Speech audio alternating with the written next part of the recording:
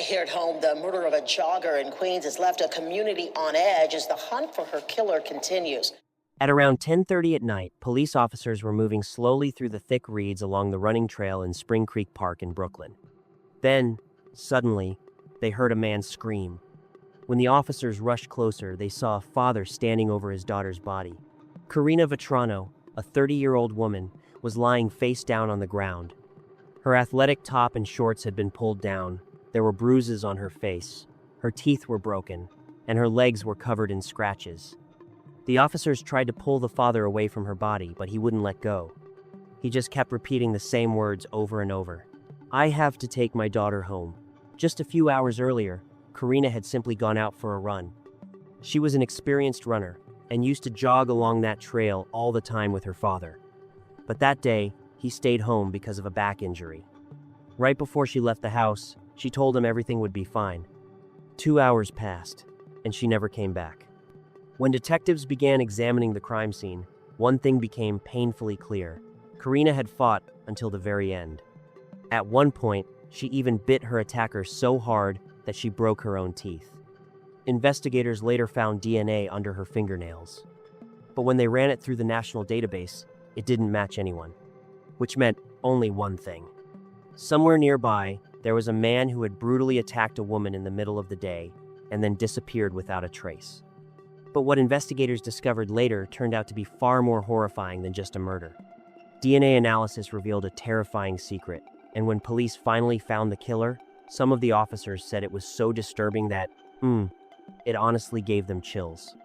A few of them even needed psychological help afterward. So, to really understand how this all happened, we have to go back to the very beginning. All right, friends, let me pause for just a minute. I'm really curious where my audience is watching from. So if you don't mind, tell me what city you're in and what time it is where you are right now. Thanks for taking a moment to do that. Drop it in the comments. And now, let's keep going. Karina Vrono, a 30-year-old runner, was the kind of person who always pushed herself, always trying to go a little farther and a little faster. That day didn't seem any different from the others. At around 5 in the afternoon, she stepped out of her house to go for a run near Spring Creek, a quiet area that's part of East New York in Brooklyn. Spring Creek is a natural preserve that covers about 2 square miles. It's full of overgrown patches, tall weeds, and thick brush. The place sits just a few blocks from the home where Karina lived with her family. Most of the time, she ran there with her father, Phil, a retired firefighter. But that day, he stayed home because of a back injury. Phil felt uneasy about her going there alone. The area was pretty isolated. And, he told her he didn't think it was a good idea for her to run there by herself. "Don't worry, I'll be fine," she told him. Just a few minutes before heading out for her run, Karina took a quick selfie. In the background of the photo, you can actually see her mom, Kathy, walking past behind her. Then Karina left the house. Phil later said that about 45 minutes after she walked out the door, he suddenly had this uneasy feeling, like something just wasn't right. By then, almost 2 hours had passed. Karina still hadn't come home. Phil tried calling her over and over again, but she never answered. So he reached out to a childhood friend of his who was working with the New York City Police Department at the time. A patrol car was sent to the area to look for her. When officers couldn't find Karina, the search quickly expanded. Units from the 106th Precinct joined in, moving through thick reeds that were as tall as 10 feet. And even as night fell, the search continued. When we were going along the trail and checking the area, there was this really strong sense of unease, said NYPD Detective Barry Brown. At one point, someone even said out loud, this doesn't feel right. Phil was also helping police during the search, using the geolocation signals from Karina's phone. Investigators eventually moved toward a marshy area about 15 feet off the running trail. Local residents had raised concerns about that area before. The tall weeds there had long been considered a safety problem for the community. At around 10:30 that night, officers suddenly heard a man screaming and immediately ran in that direction. It was Phil. He had found his daughter's body lying face down on the ground. Officers had to physically pull him away because he just couldn't let her go. He kept repeating that he needed to take her home. Detectives, including Barry Brown and Lieutenant John Russo, determined that Karina had bruises on her face and multiple injuries. Her teeth were broken, and there were abrasions on her legs. Her athletic top and shorts had been pulled down. Police said there was evidence pointing to sexual assault. Karina had fought her attacker so fiercely that she bit him with such force that she broke her own teeth. Investigators also noticed that one of her hands was tightly gripping grass, which suggested she may have been dragged across the ground. The chief of detectives, Boyce, later said it was obvious that she fought until the very end. The office of the medical examiner later performed an autopsy and determined that her death was a homicide caused by strangulation. While the killer was choking her, he pressed his hand against her neck so hard that police could actually see the imprint of his hand. Phil later said he felt like it was somehow meant to be him who found her. She led me to her. She needed her dad to be the one who found her. There's no doubt about that, he said. It's one of the most intense and difficult crime scene searches in recent years. The view from Chopper 2 shows the demanding scope of the task. We have a very active crime scene in a very remote area. So we're searching this as best we can in a very tough condition. The grass is very high. We're using machetes to search for additional evidence wherever we go. Thursday, dozens of detectives fanned across Howard Beach, interviewing landscapers and home improvement workers. They're just asking us what time we shut up and were you working Tuesday. They want this guy, whoever he is. I hope they get him. Tonight, teams of search crews continue to tackle the dense weeds 300 feet at a time. First, hacking away by hand with machetes. They don't want to damage any possible clues as they clear the area. We're clearing a very vast area in the back adjacent to the crime scene, and we're conducting a search for evidence. The mother and father are just visibly shaken. They want closure. They want justice. They want to be able to bury their daughter with dignity. We all jog and we all walk out here and enjoy, the serenity.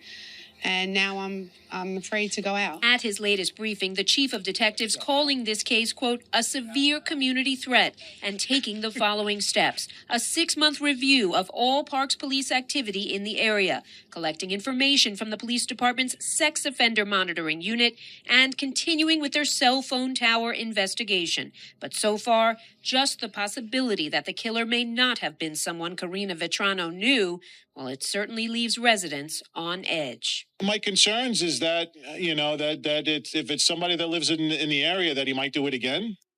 Karina's father described Karina Vetrano as cheerful, driven, and successful, the kind of daughter every parent dreams about. Even though she was only 4 feet 11 inches tall, her personality was incredibly strong. She was very intelligent and had earned a master's degree from St. John's University. While still living with her parents, she worked as a speech therapist in Manhattan, helping children with disabilities. According to her friend Erica, Karina was like a spark, a tiny firework of energy with this contagious laugh that, could fill an entire room. Besides her job as a speech therapist, she also worked part-time as a promoter at a club in Astoria, where she invited guests and earned a percentage from the revenue generated by VIP services. Friends also told investigators about a man named Paul, an employee at the nightclub where Karina worked. They said he had made unwanted advances toward her and would become aggressive when she rejected him. At one point, they believed he might even have been stalking her. However, police later ruled him out as a suspect after confirming that he was at work at the time of the murder. And the more investigators looked into the case, the more it started to seem like this might have been a random killing carried out by a stranger. We are still in the process of crime scene collecting evidence right now. We will be out there for several days. That is a remote area.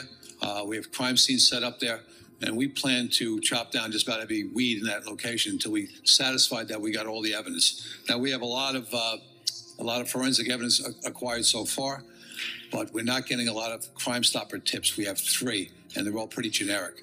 So we have since raised the reward up for $10,000 for any information. That is a very strong community. I'll be out there as soon as I leave here. We've got nothing but support from everybody out there. We hope to have more information. Now, this is a remote area. Young lady was running, still daylight, so hoping somebody saw something going into the park. Thus far, we don't have a lot of leads on this right now, but we're still collecting evidence. The evidence that we've collected thus far is in the Office of Chief Medical Examiner. We're hoping to get it up on a DNA profile in the next couple of days. We have them, I tell you, we have them often in this city. No one is this subject of murder. They're usually late at night. If we have them on the street, rape one, where stranger rapes are down in this city, nonetheless, we still get them. This type of incident where you have a jogger in a park, in a recreational center, in daylight hours is extraordinarily unusual.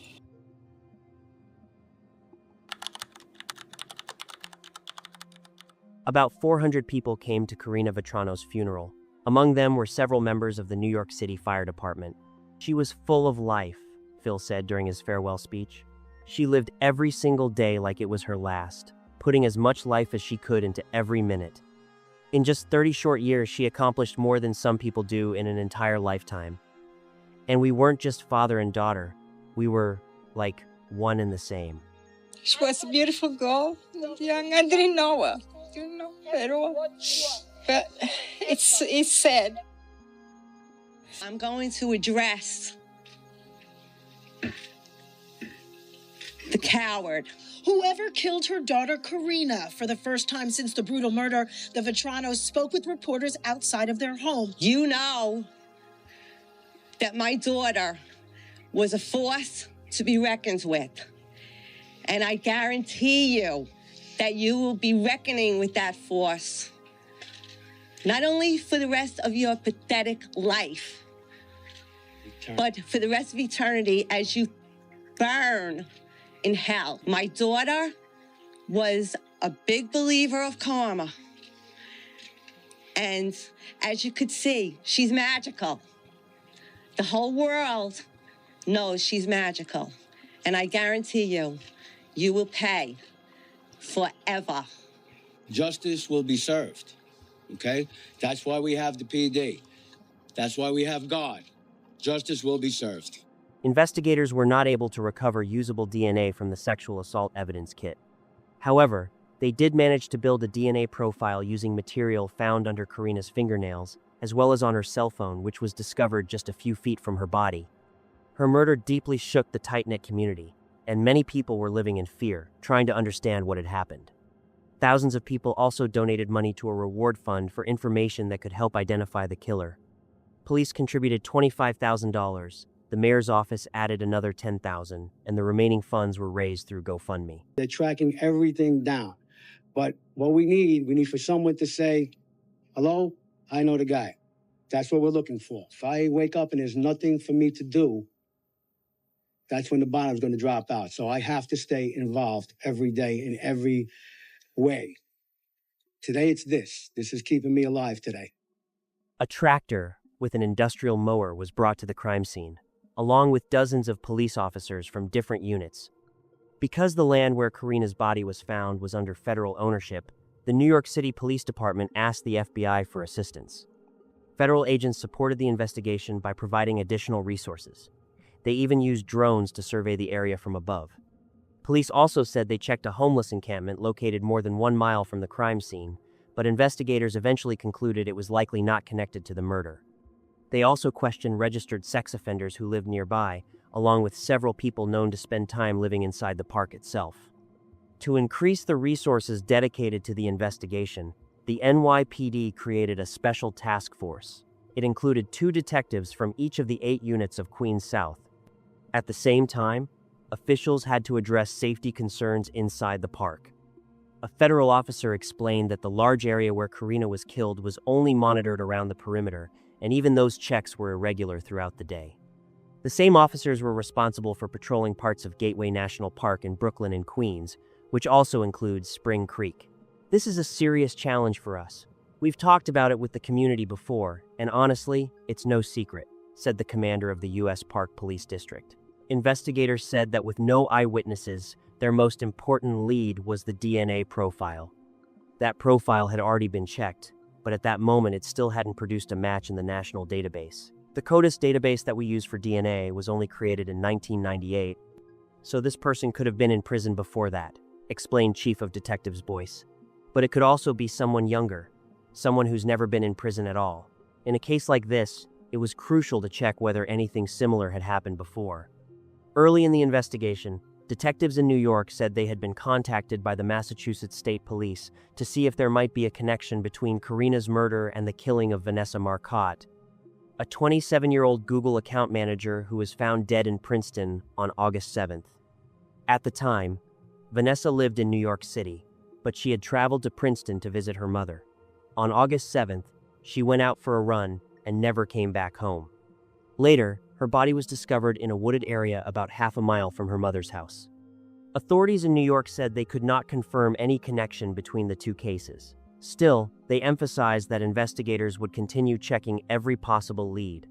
Chief of Detectives Boyce said investigators still believe Karina's murder was random. Their main theory hadn't changed. They believed the suspect escaped through the dense brush surrounding the crime scene and eventually made his way toward Belt Parkway. Police examined every possible escape route, but surveillance cameras did not capture any clear image of a suspect. Every house near the park was checked, and residents were interviewed. Investigators even used the phrase, "a needle in a haystack," and honestly, that's exactly what the search felt like.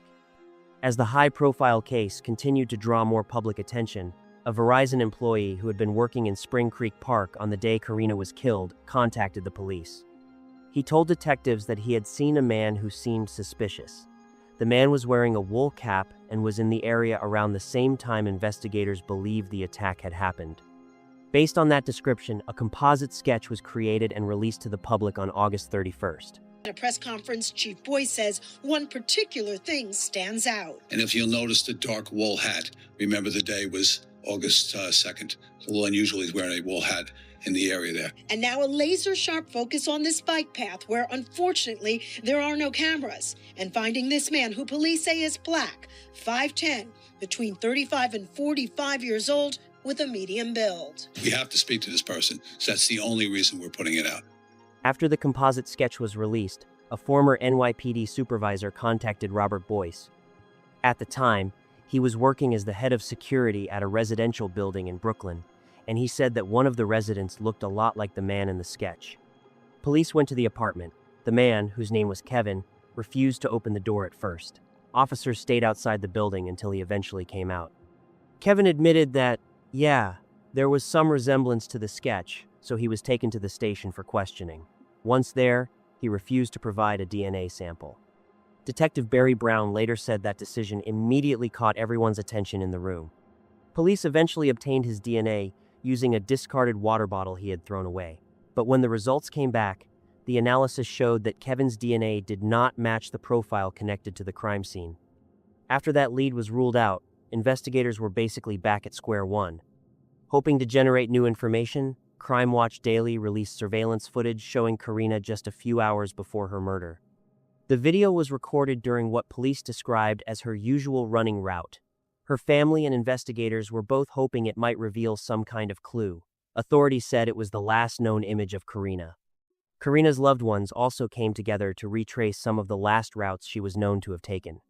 When the DNA still didn't match anyone in the database, Phil urged investigators to use a method called familial searching, basically checking whether any relatives of the possible killer might already be in the database. You could find the killer, he said. You might be able to trace a direct connection, and that would narrow the search down a lot. At the time, that kind of testing method was being used in 9 states, but not in New York. So Phil started a petition, hoping to change that. Familial DNA searching goes deeper, using special software to look for a similar, not exact match, indicating the suspect could be related to someone in the system. There's untold amount of cold cases that'll be solved by this. But the ACLU is pushing back, saying that such policy could lead to, quote, miscarriages of justice. Well, I think they're just ignorant of the facts that we are just targeting criminals. 6 months after she was found dead, police now have a person of interest in the case of murdered jogger Karina Vrono. One man was taken into custody. The next day, he was officially arrested and he said, "Please tell my mom I'm sorry. Could I speak with someone from the victim's family? I'm sorry for what I did." The events that led to that moment actually began about a month earlier, after weeks and months had passed without any major breakthroughs in the investigation. In January 2017, Lieutenant John Russo took another look at the case. He was one of the officers who had been at the scene when Karina was found, and he also lived in Howard Beach. While reviewing the case files, Russo suddenly remembered an incident from May 2016 just a few months before Karina's murder. And, he started to wonder if it might actually be connected to the investigation. On the other side of the street, near the house next door, I saw someone walking away from me. The person was wearing a tracksuit with long sleeves and a hood pulled over their head, even though it was about 80 degrees outside. And I remember thinking, that's strange. Russo said the man seemed to be looking over the houses nearby, and that made him call the police.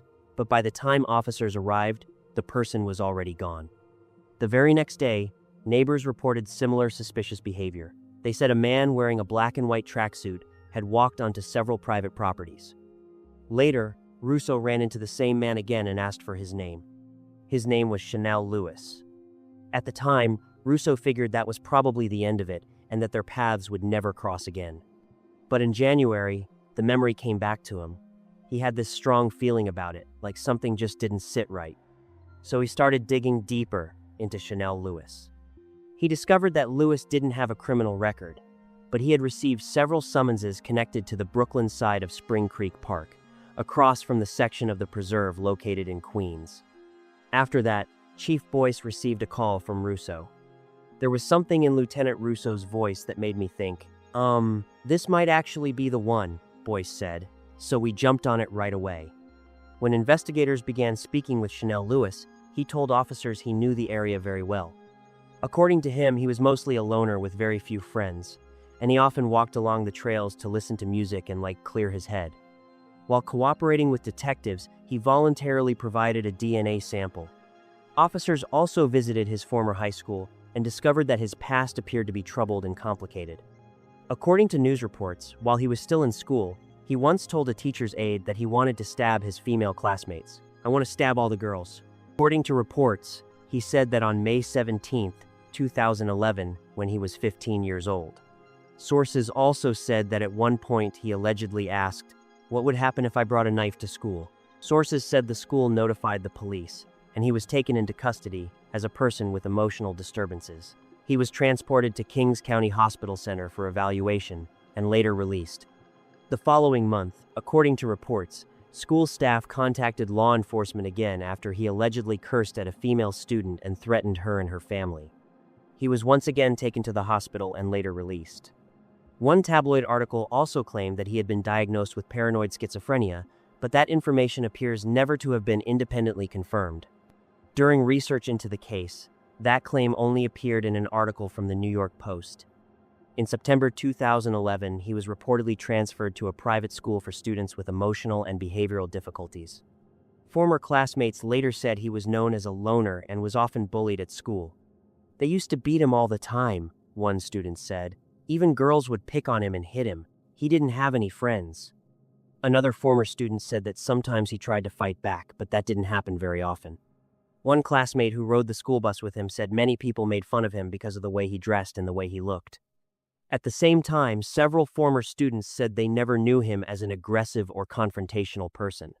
"He always walked around school with his hood pulled over his head," one of them said.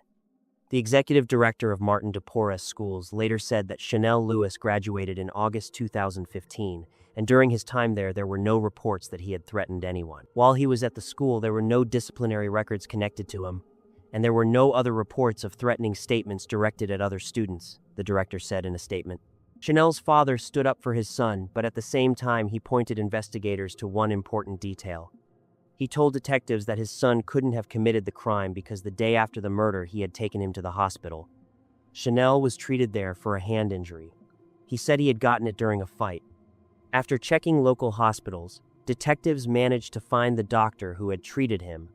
According to Detective Barry Brown, the doctor said he had removed a foreign object from Chanel's hand. The DNA sample taken from Chanel's voluntary swab was then run through the system, and it matched the DNA found at the scene of Karina's murder.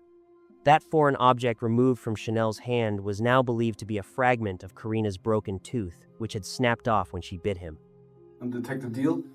You're located at the 107 Precinct, 2nd floor, Detective Squad area. Today's date is February 5th, 2017. Time is approximately 10:33 a.m. And I'm activating the tape this time. Now that I've advised you of your rights, are you willing to answer questions? Okay. Yes? Okay. All right.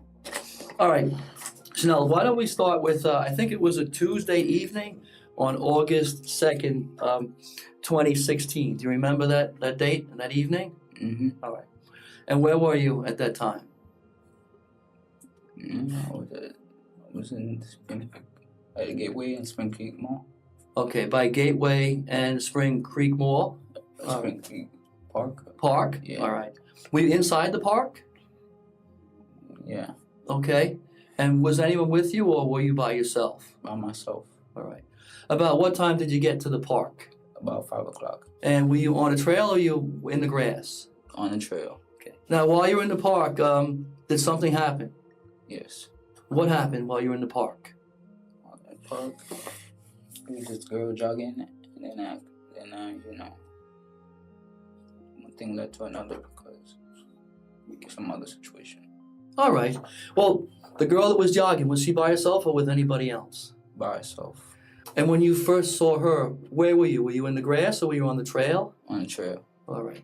And were you moving or were you standing still? Like I was moving, listening to music. You were walking or jogging? Walking. Walking? And you were walking towards her? I was walking towards, and then got side to side, and then one thing led to another. You said as she got next to you, when she got next to you, as she was running and you were walking, what happened then? And then, because of a past situation, I got angry and then started hitting her and stuff like that. Okay. Before you did, where did you hit her? Like in the face and like in the mouth. In the face and the mouth. Before you hit her, did you grab her or did you just hit her right away? Like kind of grabbed her first. Grabbed her? And like, how did you grab her? What part of her body did you grab? Like I started hitting her because of the incident that was going on earlier. Right, but did you grab her before you started hitting her, or was the first thing you did was to hit her? What was the first thing you did? I grabbed her. Okay. And how did you grab her? Like this. Okay. With both hands? Mm-hmm. Okay. And what part of her body did you grab? Do you remember her shoulders, her waist, her neck? Do you remember? Like around here. Okay, around the shoulders. Did she say anything at all? No. Did she scream? No, because her tooth broke. I'm sorry? Her tooth broke? Right. Were you covering her mouth at all? No? Okay. How long would you say you were hitting her for? About how long in time? The whole thing was like about 5 minutes. 5 minutes, all right. How far off the path would you say you dragged her into the grass? Like how many feet about? Probably about 10. Okay. What was the status of her clothing? How was her clothing Kind of arranged? like pulled off. Pulled off? Yeah. Okay, what was pulled off? Like her clothes. Now, you said you did this because you had some anger, is that right? Mm-hmm. All right. Can you tell me about that anger? Because, I used to live in a different address than I currently live right now. Right. And then sometimes there's this man that comes around there.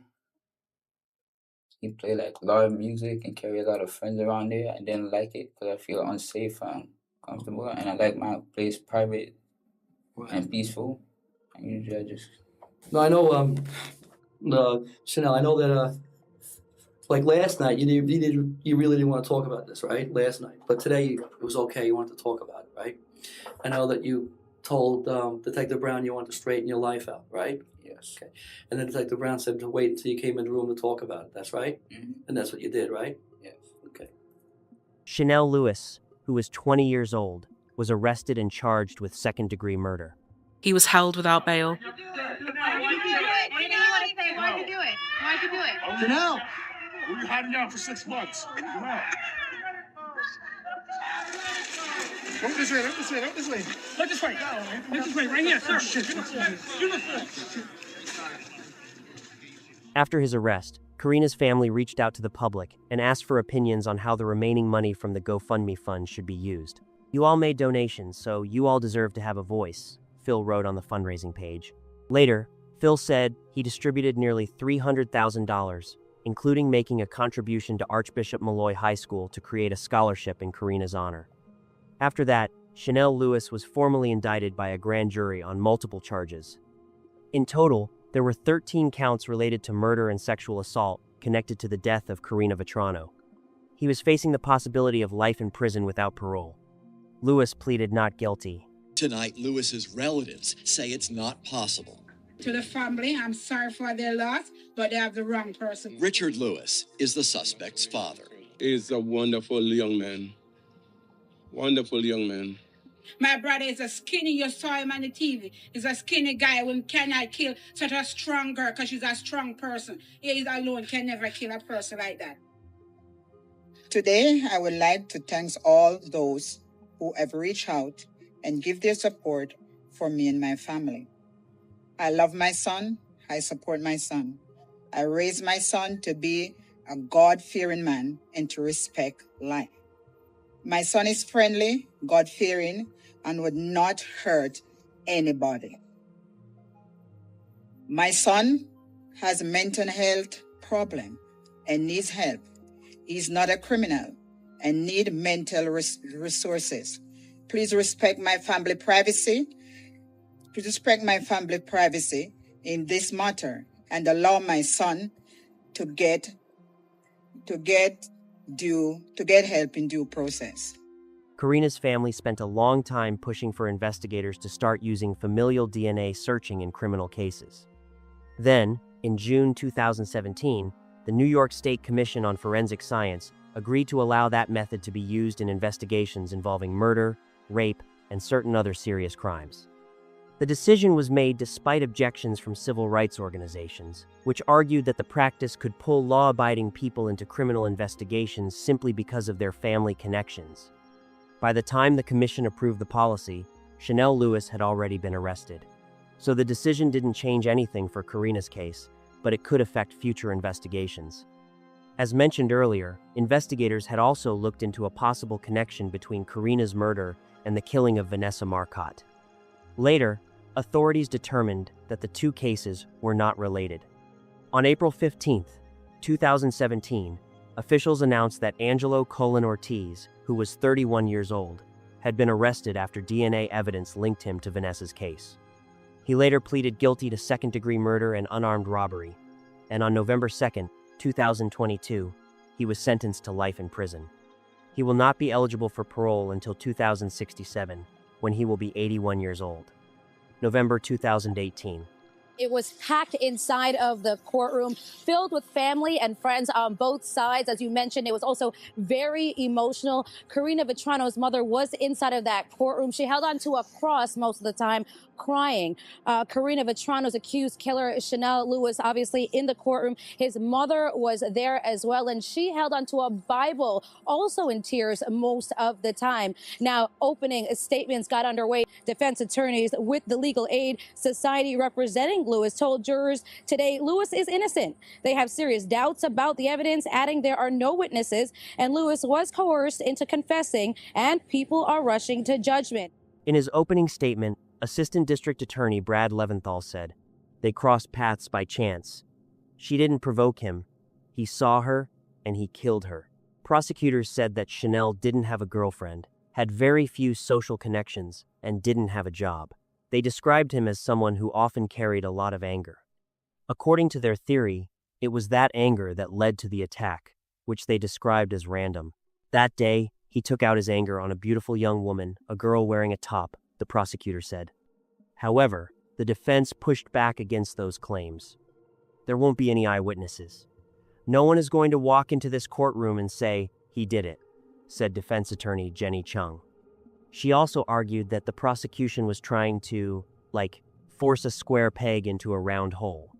Chung questioned the police interrogation of her client as well, which lasted more than 10 hours.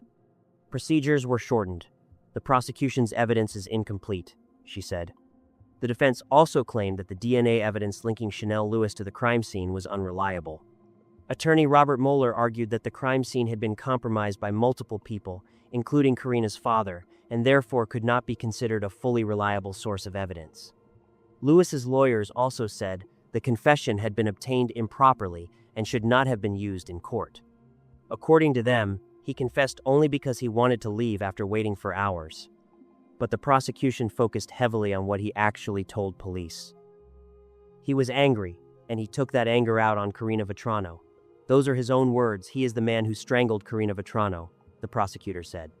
The prosecution also emphasized what they described as strong DNA evidence. An expert witness testified that the DNA profile taken from material found under Karina's fingernails, on her neck, and on her cell phone matched Chanel's DNA profile. 2 NYPD detectives also testified about the detailed and extensive process used to collect evidence in the case. Some of the images shown during testimony were so disturbing that Karina's parents were visibly shaken. At times, they couldn't hold back their tears, and at one point, they even had to leave the courtroom. Closing arguments on the emotional trial over the death of 30-year-old Karina Vetrano have now wrapped up.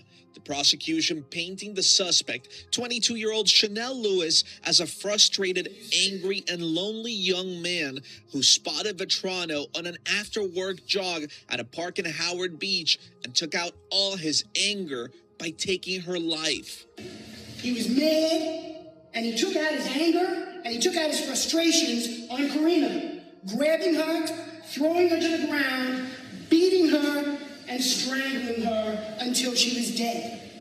But the defense argued that it was the police department that was frustrated with their 6-month-long investigation that had yet to find a suspect, that Lewis was singled out, and that detectives worked endlessly to fit evidence they had to build a case against him. They never allowed the evidence to develop a theory. Rather, they just wanted the evidence to fit their theory. The exhausting trial lasted 7 days. Soon, it was time for the jury to decide the fate of the case. After a long day of deliberations, the jurors spent more than an hour reviewing the second of the defendant's 2 recorded confessions. They also asked to have 74 pages of testimony from the prosecution's DNA expert read back to them. On top of that, the jury requested to look again at the autopsy photographs of Karina. After a day and a half of deliberations, 5 jurors said they could not return a guilty verdict beyond a reasonable doubt. That created what's known as a hung jury. The jurors sent a letter to the judge, explaining that they could not overcome their disagreements and had already exhausted every option to reach a unanimous decision. After a full day of deliberations, we remain divided. It seems like we can't move forward anymore. We believe we've exhausted all possible options. Because of that deadlock, the judge declared a mistrial. The parents of Karina Vetrano looking somber and stunned leaving the courtroom. Relatives in tears after the judge declared a mistrial, a ruling which sent shock through the courtroom. Sir, Mr. Vetrano. Just a moment. Your comment. Stunned silence from the family of Karina Vetrano moments after learning justice would be delayed. Vetrano's family did not speak after the ruling. Lewis's legal team, however, did. Jury is understanding that DNA is not all it. Confession is not all it. And there are issues in the case that, as you all see, it's much more complex. Is this a win for you? Yeah. Well, it's not a conviction, so I guess that's a good thing, but closure would be a good thing too. That decision meant the case would have to be tried all over again, which made the legal process drag on even longer. For Karina's family and loved ones, it meant continuing a painful ordeal. They would have to relive the details of the tragedy once again and go through another trial in their search for justice. Prosecutors didn't want to take any chances during the second trial, so they prepared new evidence. One of the key pieces was a detailed record of Chanel's internet searches leading up to his arrest. Among those searches were queries about indictments, plea deals, criminal prosecution, and news reports about Karina's murder. Then, in March 2019, the retrial began. Karina Vetrano's father returned to the stand today in the retrial of the man accused of strangling her back in 2016. At one point, Vetrano's father dropped to his knees in front of the jurors as he emotionally described finding his daughter's stiff, cold body in a nearby trail. The defense once again insisted that their client was innocent, arguing that his earlier recorded confession had been obtained under pressure. His attorneys also claimed that if he had truly been the killer, his DNA would have been found all over the crime scene in much larger quantities. But the prosecution remained firm.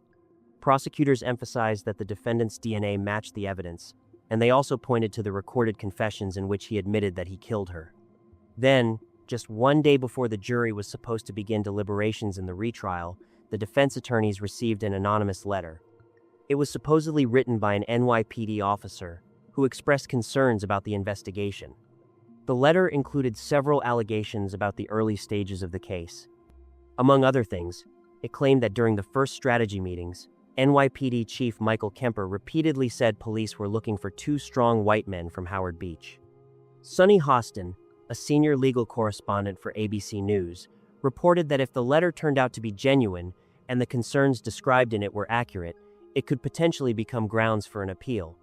One of Lewis's attorneys said, "We received disturbing and credible information suggesting that the police withheld critically important details about other potential suspects, and that information was never shared with the defense." The defense also said it had become known that police approached Lewis to obtain a DNA sample as part of a large-scale sweep that, according to them, showed racial bias. During that operation, DNA samples were collected from more than 360 African-American men in Howard Beach and nearby areas of Brooklyn and Queens. In light of this new information, we plan to file a motion on Monday requesting a hearing regarding the prosecution's failure to disclose exculpatory evidence, as well as a separate hearing concerning unconstitutional racial profiling during this investigation, the attorneys said. In response, Sergeant Brendan Ryan said that the NYPD had conducted a thorough investigation into the murder. And as the prosecution presented by the Queens District Attorney shows, the evidence clearly demonstrates that Chanel Lewis is responsible for her death.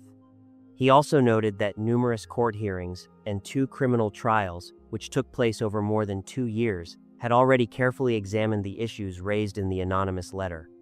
According to him, the letter contained many false claims and inaccuracies. Assistant District Attorney Leventhal also said, "This anonymous letter contains no verifiable information. The person who wrote it is clearly trying to disrupt the trial."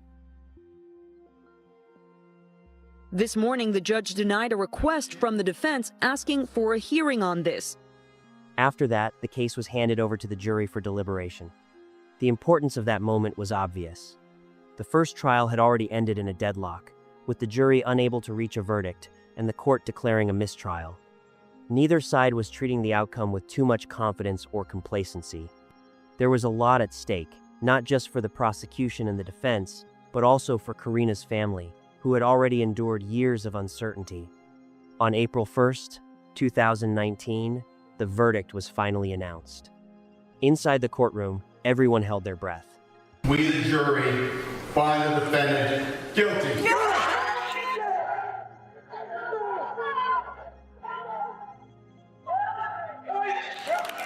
Chanel Lewis was found guilty. A very different response this time around from Vetrano's parents leaving the courtroom. God, tell us what's going through your mind right now. Mr. Vetrano. Thank you. Keep moving on. Say it again. Thank you, Jesus. Sir, your thoughts? Jubilation. You're not allowed to interview. Justice. I'm thanking those jurors for listening to the overwhelming evidence. All the anger, all the years of pain, but mostly the anger was lifted and was gone. Lewis lifted his handcuffed hands in a farewell wave to his family and supporters as he was led off to jail. Some of those supporters today say they've followed the case very closely, and a family spokesperson says they question the verdict. How does a young man walk into Howard Beach, murder a young lady that was physically fit, and walk out of Howard Beach without being seen on any camera from the Gateway Mall, any camera in Howard Beach at all? After the guilty verdict was finally delivered, the case once again slipped into a state of uncertainty. Now to a stunning development in the Karina Vetrano murder case. Sentencing for her convicted killer has been postponed because of new claims of juror misconduct. His family, it was another painful blow and a reminder that even a guilty verdict doesn't always bring an immediate or final sense of closure. It was claimed that one of the jurors accused 3 others of ignoring the judge's instructions about when and how the case was allowed to be discussed. The judge agreed to delay sentencing in order to hold a hearing with the jurors. Queens District Attorney Richard A. Brown later responded to the defense's accusations, presenting a different version of what had happened inside the jury room. In a sworn written statement referenced in the motion, Juror A claimed that Juror B had started expressing conclusions about the case from the very beginning of the trial and continued doing so throughout the proceedings. According to the statement, Juror B told Juror A, I've already made up my mind, and I hope you have too. After the victim's parents testified on the second day of the trial, District Attorney Brown wrote that those comments from Juror B identified in the motion as the fourth juror did not show prior bias. Instead, he said they reflected an emotional reaction to the shocking testimony about the condition of the victim's body. During deliberations, jurors are required to rely only on the evidence presented in court. However, according to a sworn statement, some jurors began bringing up information that had never been introduced as evidence, and some of that information may not have been accurate. Juror D told the others that the absence of the defendant's DNA and samples from the victim's intimate area could be explained by the idea that the body might have absorbed the male DNA. She allegedly told Juror A, "I know this better than you, you're just a man. I was raped." She argued that by saying this, the juror had improperly supplemented the evidence presented in court with her own personal experience. Because of that, other jurors may have felt they couldn't question her statement and were forced to accept it as fact. That kind of communication was described as juror misconduct, since she had essentially become an unsworn expert supporting the prosecution. In other words, the jury had stepped beyond the evidence that was officially presented in court. Attorneys from the Legal Aid Society representing Chanel Lewis, Robert Moeller, Julia L. Burke, and Jenny Chung submitted these arguments to the court. However, Juror D denied ever telling the other jurors that she had been a victim of rape. In a sworn statement submitted along with the prosecution's response, she wrote, "I've never been raped, and I have never told anyone that I was raped. As far as I know, during the deliberations, no other juror said that she had been raped either." In another example mentioned in the motion, defense attorneys said that one of the jurors had drawn conclusions based on information that was never part of the evidence presented in court. Juror C compared injuries from a completely unrelated rape case with the injuries suffered by Karina Vetrano and claimed that sexual assault had been proven because the injuries in both cases were the same. The motion argued that the information Juror C shared with the other jurors was improper because it essentially introduced facts that had never been presented during the trial and went beyond a juror's ordinary life experience, knowledge, or common sense. Juror C admitted that he had mentioned his experience serving on a jury in a previous rape case. However, he said another juror immediately told him not to do that, and after that he stopped discussing any details from his earlier jury service. According to a sworn statement from one of the jurors, the district attorney defended the jury's actions. It was stated that none of the jurors presented themselves as professional experts. Instead, each person simply relied on their own life experience and expressed their personal opinion as an ordinary citizen. That wasn't misconduct. After the verdict, CBS 2 spoke to the jury foreman who called it a slam dunk case. When asked what the most damning evidence was, Two things. The confession, it wasn't coerced. DNA was like so overwhelming. he said the jury was unanimous on the murder charges, but there were at least 2 holdouts on the sex abuse charges. However, in another interview after the verdict, one of the jurors who agreed to speak with reporters anonymously said he had felt pressure from other jurors to vote for a guilty verdict. In the end, the judge rejected the claims of juror misconduct. After that decision, the sentencing could finally move forward.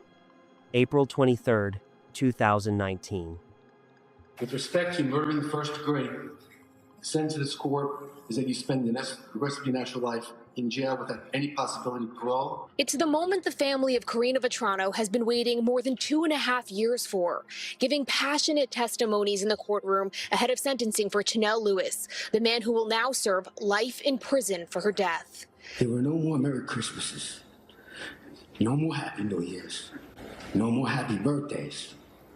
There is no more pleasure in life, no more smiles, no more happiness. Those are all taken by that convicted, murdering rapist. Only my faith in God and my belief in heaven keeps me from killing myself for fear of not being allowed into heaven to see my baby again. Describing his family walking the earth as zombies just waiting to see Karina, Phil Vetrano told 22-year-old Chanel Lewis his daughter had a message for him. She told me that if you stand up here today in court and ask for her forgiveness, tell her you're sorry, she will forgive you. But remember, those are not my words. and I will never forgive you. Her mother brought a piece of Karina into the courtroom. These are Karina's shoes. These are the shoes that she put on the morning of August 2nd as she prepared to work and wore throughout the workday. As tiny as they are, Your Honor, these are the shoes of a giant, a valiant warrior, and a queen. At times, you could see Lewis over her shoulder. The vacant expression you show is merely a reflection of your detached and empty soul. You suffered and died a million deaths every second of every day. You breathed, you ate, you searched your phone for pornography and forcible rape. But God was watching you all the time, Chanel Lewis. The judge added 32 years in prison to the life sentence for second-degree murder and sexual assault. This is a situation where both families have lost, he said. The worst nightmare any parent could imagine: your child goes out for a run and never comes back. One day, you'll see that the people who followed this case will move on with their lives, and you'll be left alone. But I'll tell you this, when that day comes, you'll be behind bars. The defense spoke on behalf of Lewis, and then he said just a few words. I'm innocent. I'm sorry for the family's loss, but I didn't do this. Those who believe in his innocence argued that the NYPD was under intense pressure to quickly find a suspect and close the case, and that investigators focused on him because of that pressure. Around 40,000 people signed a petition calling for the case to be reviewed by the Conviction Integrity Unit. Despite the calls for his release and the ongoing public debate, the legal outcome did not change. After 2 trials, 1 mistrial, and years of reviews and disputes, the jury found him guilty and the court issued its final sentence. For the justice system, that verdict marked the formal end of the legal process. In a case filled with complexity and controversy, the conviction brought a legal conclusion, even if it didn't bring emotional closure to a story that had consumed a family, a community, and public attention for years. Karina Vetrano's family says they want her to be remembered for more than just the circumstances of her death. Through scholarships, memorial initiatives, and community efforts, they are trying to keep her name and her story alive in the community she loved. Something so tragic and despicable.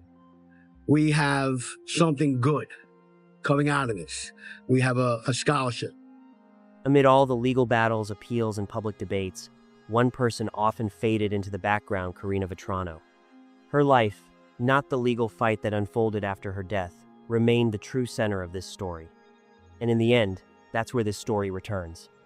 Karina Vetrano was a daughter, a friend, a young woman building her future, someone who worked with children and filled her days with routine, purpose, and plans.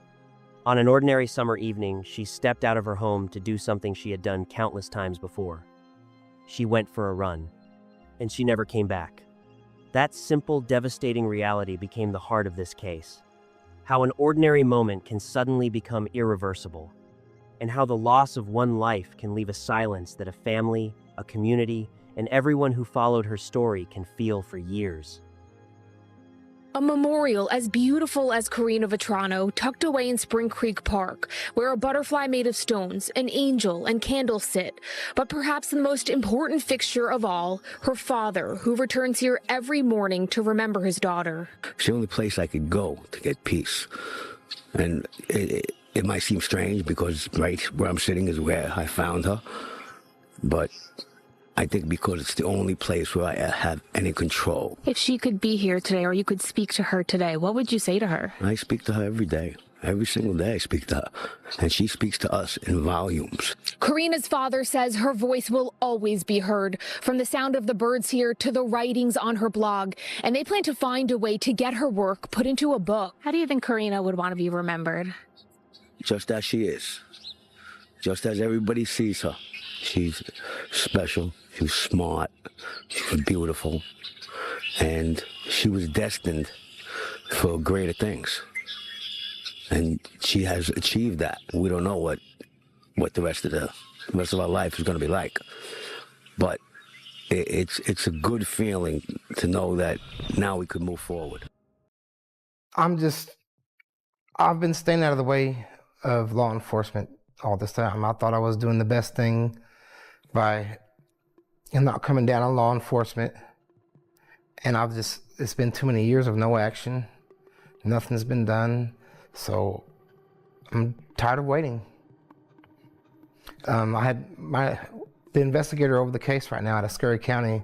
He told me one time, he said he doesn't care if it takes 20 years to do this. And I do care if it takes 20 years. I don't want the person that hurt my kid that doesn't need to walk the street for 20 years. December 27th, 2010, Colorado City, Texas. 13-year-old Haley Dunn wakes up in her mother's house. At 5:30 in the morning, her mom's boyfriend, Sean Adkins, walks out of the house. He heads to work in Snyder. By 6 in the morning, he arrives there. He buys a drink. Then he turns in his work uniform. And about 10 minutes later, he drives away. He says he had an argument with his boss and, quit the job. But later on, cell tower records would show something very different. At that same time, Haley is home alone. Her mom, Billie Jean Dunn, leaves for her 12-hour shift. Before heading out, she stops by her daughter's room. Haley is asleep in her bed. Everything looks completely normal. Then, around 2 in the afternoon, a short message is sent from the phone that was left at home for the kids. The text goes to one of Haley's friends. What are you doing? Her friend never replies. Later that same day, Haley's father, Clint Dunn, is waiting for her at his house across the street. She always came by. Almost every day. Sometimes before school. Sometimes after. And sometimes just to say hi. But on December 27th, she never shows up. Around 3 in the afternoon, Sean Adkins returns to Colorado City. He says he saw Haley at about 3:15. According to him, she walked over to her dad's house. But cell phone data later shows that at that exact time, he was almost 40 miles away from the city. So, he simply didn't have enough time to get back home. Haley's brother David comes home around 4 in the afternoon. The door is locked. He knocks for a long time. No one answers. So he climbs into the house through a window. And in the hallway, he sees Sean standing there. David would later say that Sean looked confused. Like a deer caught in headlights. That evening, Sean picks Billy up from work. When they get back home, Haley is already gone. Sean tells Billy that Haley walked to her father's place and planned to spend the night at a friend's house. But Clint Dunn says that's not true. Haley's friend also says she never came over. The next day, Haley's room looks like she never planned to go anywhere. All of her things are still there. Nothing is missing. The missing person report isn't filed until December 28th. At first, police think it might just be a runaway case. But Haley is only 13 years old. She was a cheerleader. She played the saxophone. She also played volleyball, basketball, and softball. She loved school, and every single day, she would stop by her dad's house across the street. When the search begins, the whole town comes out to help. Clint Dunn checks trash dumpsters. He walks the streets, searches through alleys. But people start noticing something else. Haley's mom's boyfriend, Sean Adkins, isn't helping with the search. He doesn't hand out flyers. He doesn't join the volunteers. And he barely talks to investigators. 4 days after the girl disappears, a New Year's party takes place at the house where Billy and Sean live. At the very same time, her father is standing on his porch with binoculars, trying to spot any sign of his daughter. Little by little, investigators start checking the phones. Bank activity. Movement history. And with every new detail, Sean Adkins' story begins to fall apart. He lied about the job. His phone shows completely different routes. And when detectives ask him where Haley might be, he gives a short answer. Scurry County, the very same place where, years later, human remains would be discovered. And when investigators ask him who the police should maybe be looking at, Sean gives an even shorter answer. Both of us. So, to really understand the details of this story, we need to start from the very beginning. 13-year-old Haley Dunn was from a small town called Colorado City in Texas. The town has a population of just under 4,000 people. It's located in the western part of the state, about 370 kilometers from Dallas. Colorado City is the administrative center of Mitchell County. In the middle of town, you'll find the main government buildings, a few local stores, and small cafes where people like to gather. Because the population is so small, The atmosphere there is calm and slow-paced. Not far from the town is Lake Colorado City, a popular place where locals go to relax, fish, or just spend some time outdoors. The region's economy is mostly connected to energy, agriculture, and small local businesses. Roads link the town with other communities across West Texas. The infrastructure is simple, but it's enough for everyday life and short trips around the region. Colorado City is the kind of place people visit when they want to see a small town with that classic West Texas feel. By the way, I'm curious, from which city are you watching this video right now? And what time is it where you are? I'd really love to know where my audience is from. While you're typing that in the comments, I'll keep going. The neighborhood where Haley lived was a very tight-knit community. Her father, Clint, described Haley as a real little rascal, kind of a tomboy in personality, but at the same time she loved shiny and beautiful things. Her mother, Billie Jean Dunn, said she would always remember Haley's laughter, her big smile, and just how cheerful she was. She was a bright and energetic teenager. Haley's friends said she loved joking around and was never afraid to speak her mind. She was a cheerleader, she played the saxophone, and she was also a talented and competitive athlete. She loved school, her friends, and her teachers. By the time Haley reached the 8th grade, she was already playing on the volleyball, basketball, and softball teams. Her parents divorced when she was 10 years old. After that, Haley and her older brother, David, moved in with their mother and her boyfriend, Sean Adkins, on Chestnut Street in Colorado City. Haley and her dad, Clint, were especially close. Clint lived literally across the street from them, and Haley stopped by his house every single day. Sometimes she would just run over before school to say hi. Other times she would stay for dinner. She never missed a chance to spend time with him. Haley's grandmother, Connie, later said that day the girl was in a really great mood. She was super excited about the gifts she had received that year, especially her brand new iPod. She spent most of Christmas Day and the day after Christmas with her dad. That evening, her brother David, who was 16 years old, went to a friend's house to stay overnight. Haley stayed home and, played video games late into the night. The next morning, December 27th, Sean left for work at 5:30 in the morning. About an hour later, Billie Jean also left for work to start her 12-hour shift. Before leaving, she said she looked in on Haley. The girl was fast asleep in her bed. Everything looked completely normal. Billie said Haley was supposed to spend the day at home by herself, since both she and Sean were working. She assumed that once Haley woke up, she would probably just walk over to her father's house like she usually did. Billie also left her cell phone at home so the kids could use it if they needed to.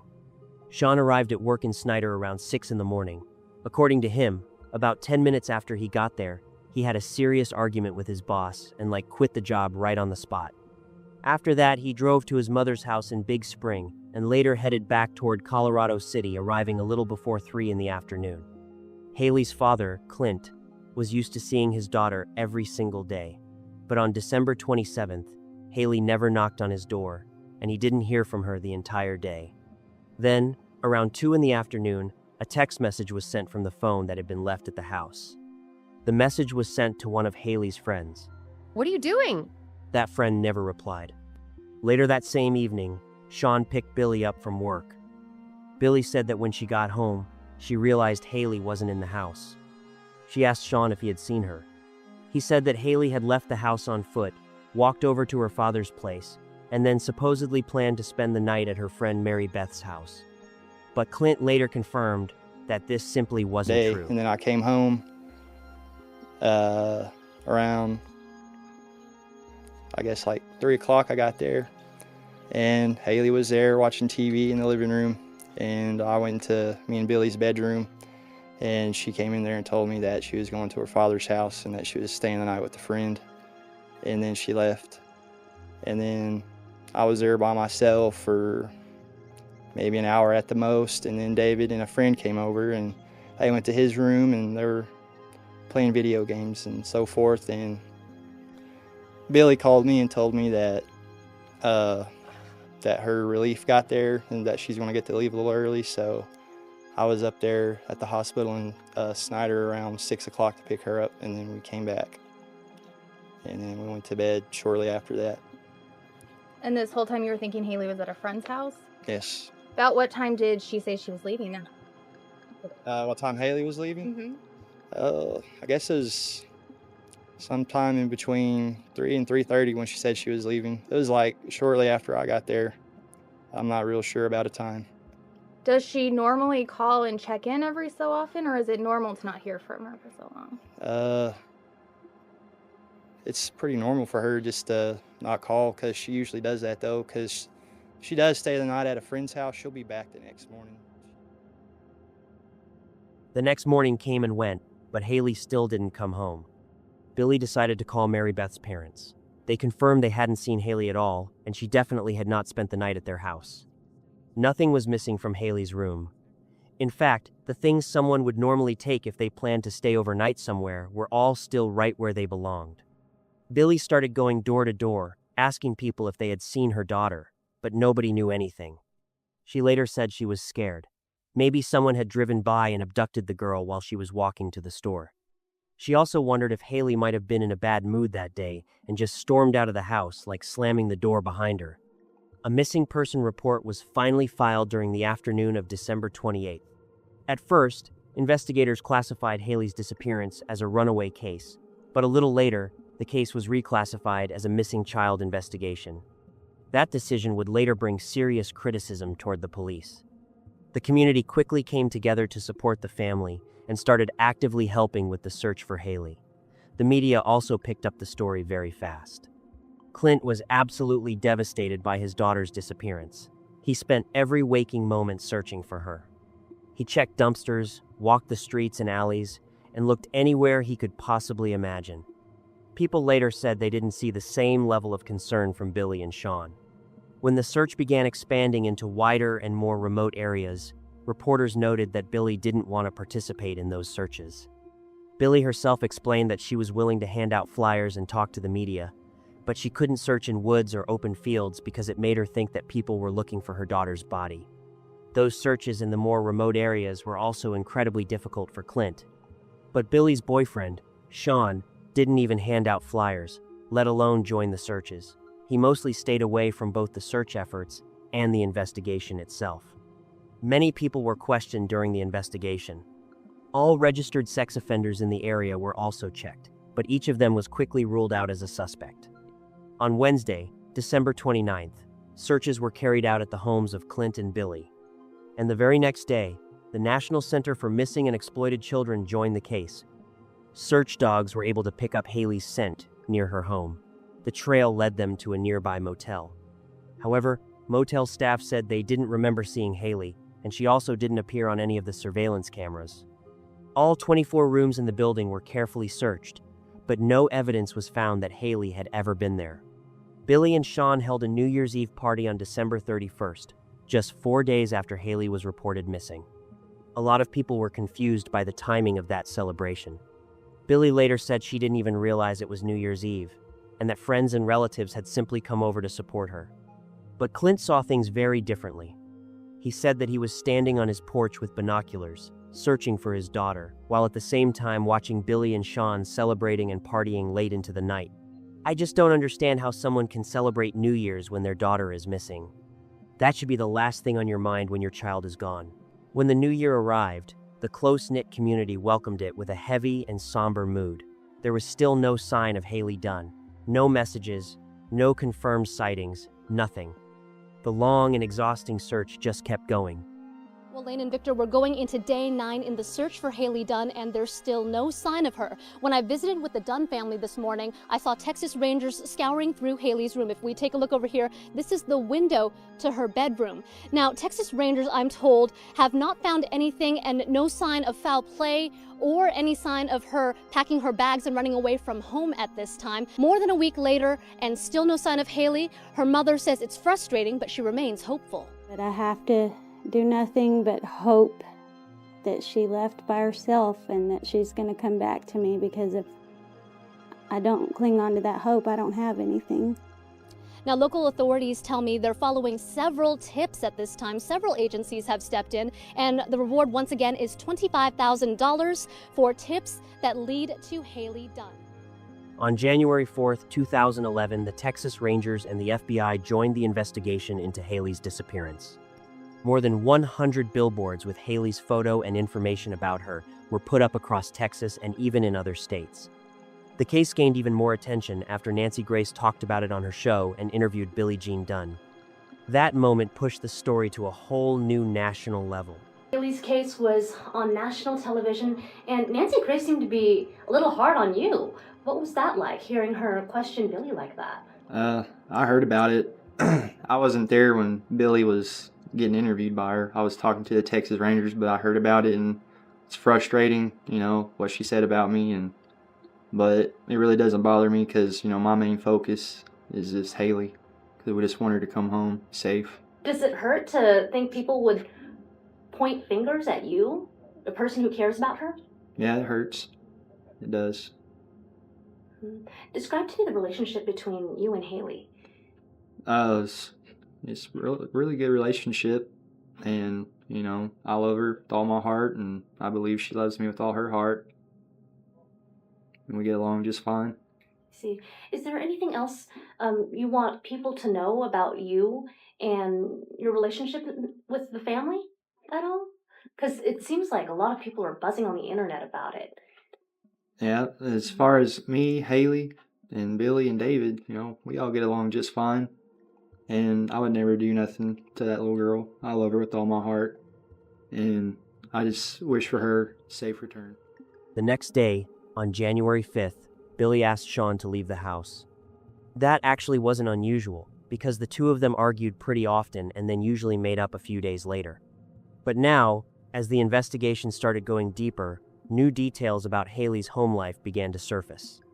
Reporters said that even though her life looked simple and carefree from the outside, behind closed doors it was much more complicated and difficult for a 13-year-old girl and her brother. One journalist later said, "We were getting reports about a lot of alcohol, a lot of parties involving her mother. So, it really gave the impression that life at home might have been a little more complicated than what they were trying to show." Billie Jean Dunn and Sean Adkins had actually been on the police radar long before Haley disappeared. About 10 months before Haley was last seen, police received calls about a domestic dispute between Billy and Sean. Both of them had called the police to complain about each other. When officers arrived at the house, the couple was acting aggressive and constantly arguing. I really need to file a report on somebody. What exactly happened? I broke up with this guy a couple of days ago, and he's telling me that he's going to kill me and that it's going to be remembered for a long time. I got a situation on my hands. I have an ex-girlfriend. She's taking a whole bunch of anxiety pills that I take. So I guess she got them from me, and she said she took a bunch of her pain pills too. And she's saying that she wants to die, so she filed a report on me, for threats and stuff like that. She was just upset about it. She's just, not being herself right now. Threatening to kill her. Damn it. It's Billy Dunn. Oh, God. He's been going all day. All right, I'll go up there. Not long after that, like had happened many times before, Billy and Sean made up, and Sean moved back into the house. Billy herself said that Haley never really saw Sean as a stepfather or any kind of parental figure. According to her, they were more like friends than anything else.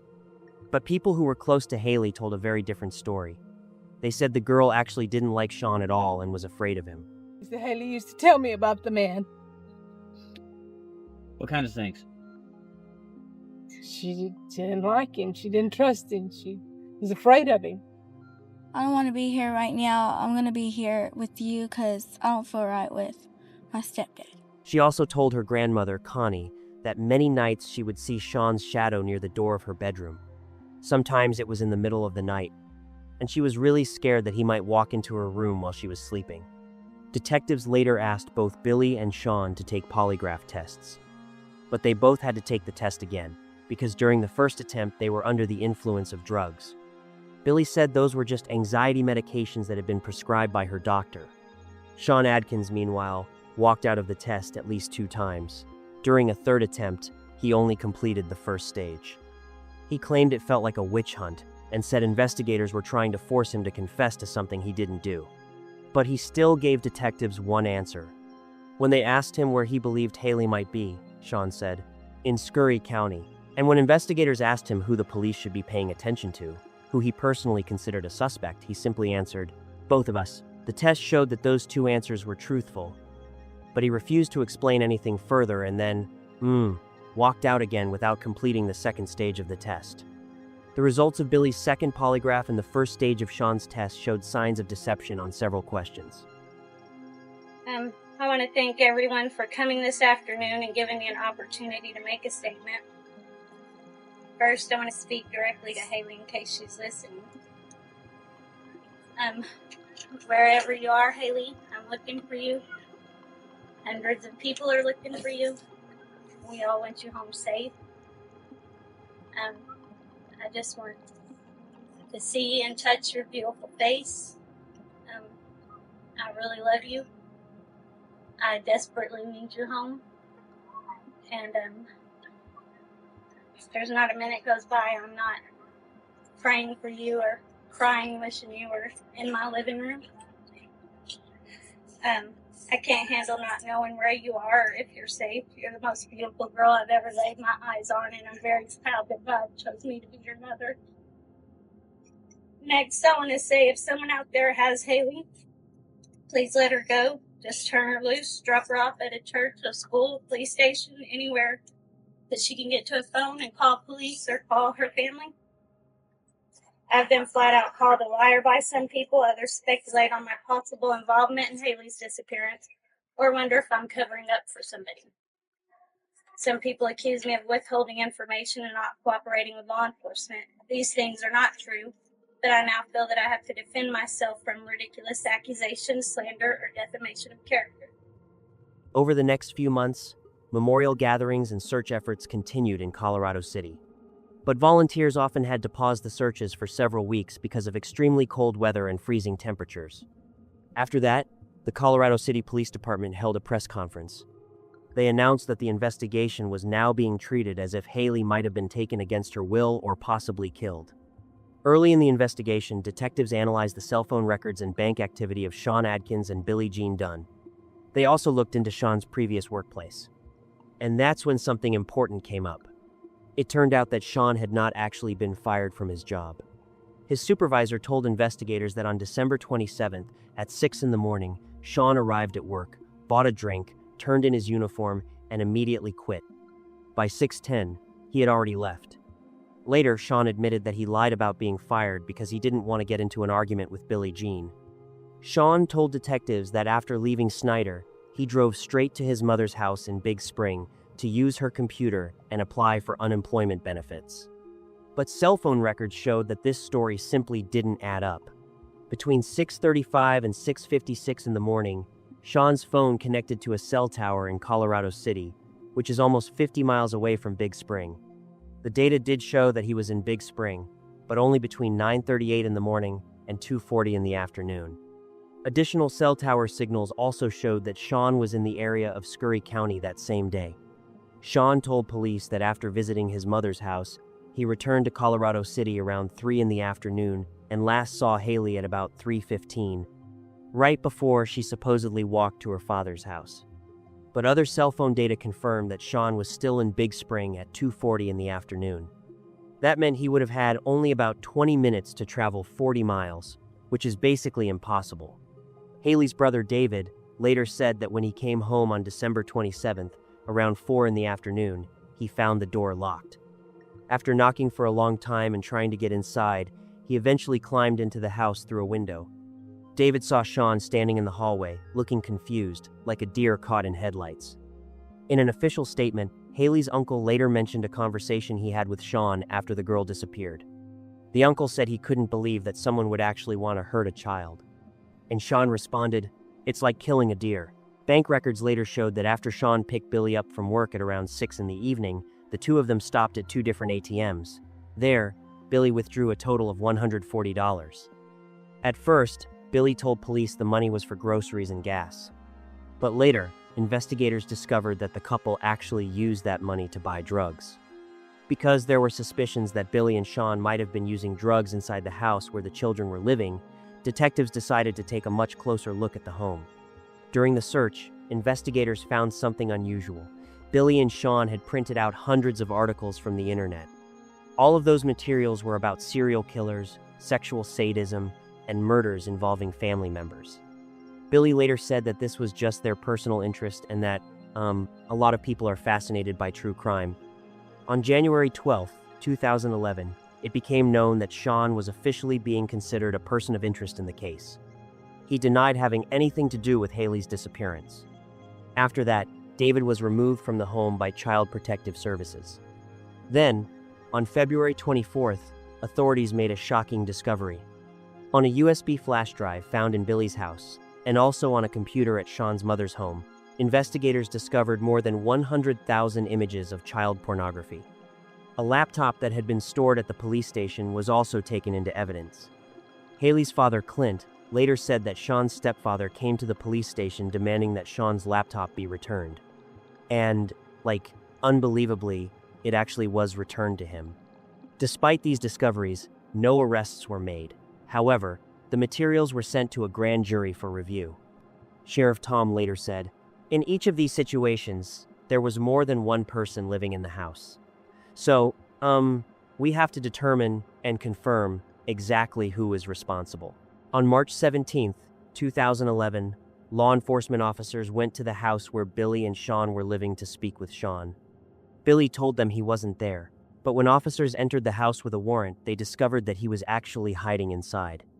After that, Billy was arrested and charged with lying to the police. In June of 2011, Billie Jean Dunn received a suspended sentence 90 days in jail with the sentence postponed, along with 1 year of probation for giving false information about Sean's location. Billie served her probation more than 250 miles away in Travis County, where she had moved together with Sean. Eventually, the couple separated in 2012 and went their own ways.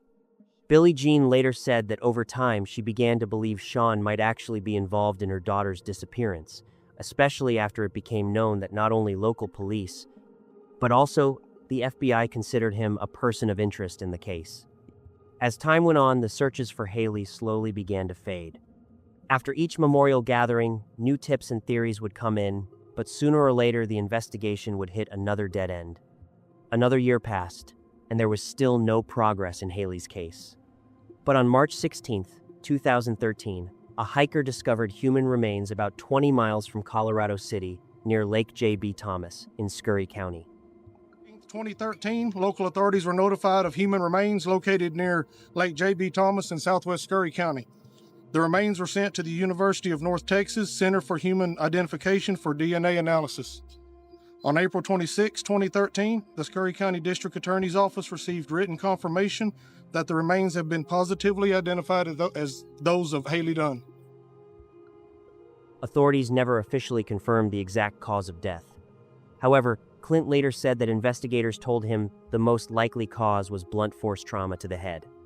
A reward of $15,000 was announced for any information that would directly lead to the arrest of the person or people responsible for Haley Dunn's murder. Sadly, the family had to wait a painful 4 years before they were finally able to bury Haley in January 2017. Texas mother, desperate to find her daughter's killer, is speaking out. It was 6 years ago when 13-year-old Haley Dunn went missing after leaving her father's home in Colorado City, that's west of Abilene. Her remains were found 3 years later, but her killer remains at large. Her mother, who is from Austin, says she has hope justice will be served. I still want to believe every time you tell me that there's going to be an arrest soon. I keep that faith. In 2018, Clint Dunn told reporters that he believed either Sean attacked his daughter himself or his ex-wife, Billie Jean Dunn, did it while Sean helped. They're both involved, he said. At this point, that's not even up for debate. Clint stayed in constant contact with the police, again and again trying to get answers. He called, sent messages, and asked investigators not to stop working on his daughter's case. For him, this wasn't just some old file sitting in an archive. This was the story of his child, and it deserved justice. With every call, he kept asking law enforcement to make an arrest and hold whoever was responsible accountable. His determination never faded, even after years of waiting. But despite all those efforts, investigators still didn't have enough evidence. And that lack of solid proof remained the main obstacle, preventing them from moving forward with an arrest and formal charges. I've been staying out of the way of law enforcement all this time. I thought I was doing the best thing by not coming down on law enforcement. And it's been too many years of no action. Nothing's been done. So I'm tired of waiting.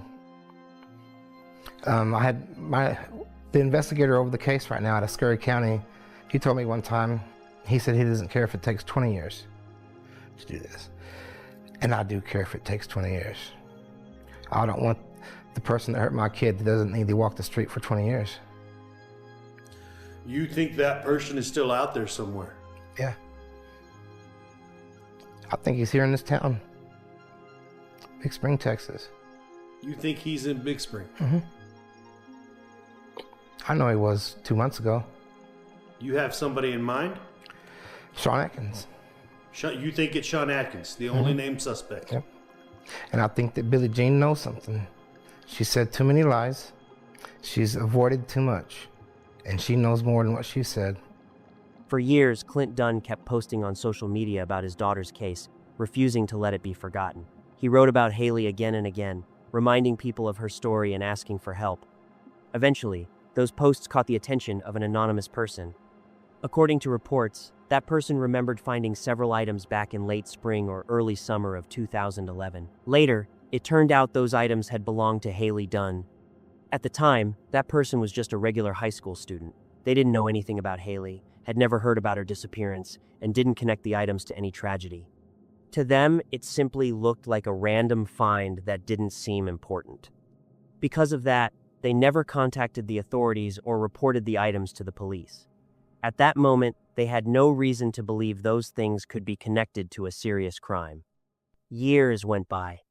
Then, in 2019, that person happened to see one of Clint's posts online about Haley, and, that's when the memory of that old discovery suddenly came back. Only at that moment did they realize that what once seemed like something small might actually matter to the investigation. After that, the person reached out to Clint and told him about what they had found many years earlier. Exactly what those items were and where they were discovered has never been publicly revealed. Those details remain confidential. However, Clint later said the items had been found in an area that investigators had searched countless times during the early stages of the case. That made the information even more disturbing and, honestly, more mysterious. A private investigator named Erica Morse has been working closely with Clint ever since the day his daughter disappeared. Over the years, she became one of the people who refused to let the case fade away. Erica said that during that time she managed to uncover certain pieces of evidence and had conversations with officials connected to the investigation. According to her, after Haley's remains were found, authorities mostly stayed silent. She claimed that law enforcement stopped returning her calls and wouldn't say whether there had been any progress in the case. Information was extremely limited, which only made the uncertainty feel even heavier. Then, in October of 2019, Erica said she started receiving messages from women in West Texas and nearby areas. These women claimed they had been harassed online by a man who introduced himself as Casey. Erica knew that Casey was actually the middle name of Sean Atkins, so that immediately caught her attention. She asked the women to send her the videos and photos the man had been sending them online. After reviewing the material, it became clear that the person in those images really was Sean. On October 28, 2019, Erica accompanied one of the women he had allegedly been harassing to a police station. They went there to file an official report, but the officer who took the complaint refused to accept the report. Even worse, he accused the woman of making the story up. That decision caused serious outrage. After that, Erica wrote an open letter. In it, she warned that if Sean wasn't arrested soon, there would almost certainly be more victims. Her words sounded like a warning, but at the time they didn't lead to any immediate action. More time passed. For another 2 years, the case showed no real movement. And then, finally, in 2021, the investigation took a serious turn. In May of 2021, Erica finally received a response from the district attorney of Mitchell County. She and Clint were invited to a private meeting.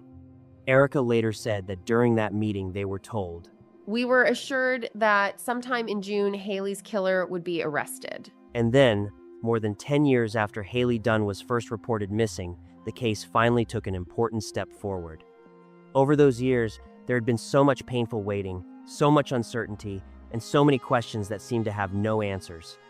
By that point, it had also been 7 years since her remains were found, a heartbreaking confirmation that any hope for a different outcome was gone.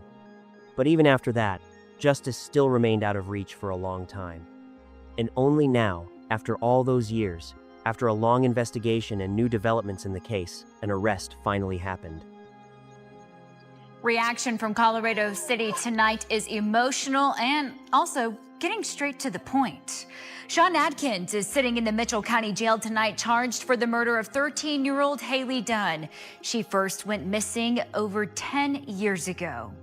You know, this community, they have spent more than a decade searching for a young girl, searching for answers, searching really for justice. We are a step closer to that tonight. The arrest of Sean Adkins is what the community of Colorado City has been waiting on for a long time. District Attorney Ricky Thompson decided to reach out for help from the Texas Rangers Cold Case Unit. That's a special division that works on investigations that have remained unsolved for many years. And Haley Dunn's disappearance and death had sadly become one of those cases. After reviewing the case and consulting with investigators, the Texas Rangers continued working through the evidence. As part of that process, they went to court to request a warrant to collect a DNA sample from Sean. That step became a major development in a case that had gone so long without clear answers. On June 13, 2021, the warrant was officially issued, and that same day, Sean Casey Adkins was arrested. He was formally charged with the murder of Haley Dunn. That moment became a turning point in the case, which had been a painful wound for the family and the community for years. The news of the arrest spread quickly and brought strong emotions from people who had been following the story from the very beginning. Billy Dunn said, I can't say I'm really surprised by this news that it was Sean.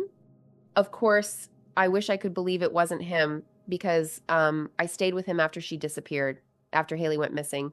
But I'm not surprised. And I thank God that this person has been arrested and that he'll answer for what he did here on this earth. At the moment, Sean Adkins is being held on a bond set at $2 million. That's the amount the court determined, and it remains one of the key conditions for his detention while the case continues to move through the legal process. The decision reflects just how serious the charges against him are. As of July 2021, the case was still in the early stages of court proceedings. Despite the intense public attention and the high-profile nature of the case, Sean Adkins had not yet entered a plea neither guilty nor not guilty to the charges filed against him. So, his official position had not yet been stated, and the case continued moving through what can be a long and complicated legal process that will ultimately determine his fate.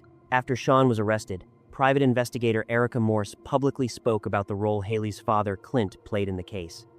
According to her, he was the driving force that kept the investigation from fading away. Throughout all those years, Clint never stopped looking for answers. He kept reminding people about his daughter's case, pushing for the investigation to continue, and insisting that the truth eventually had to come out.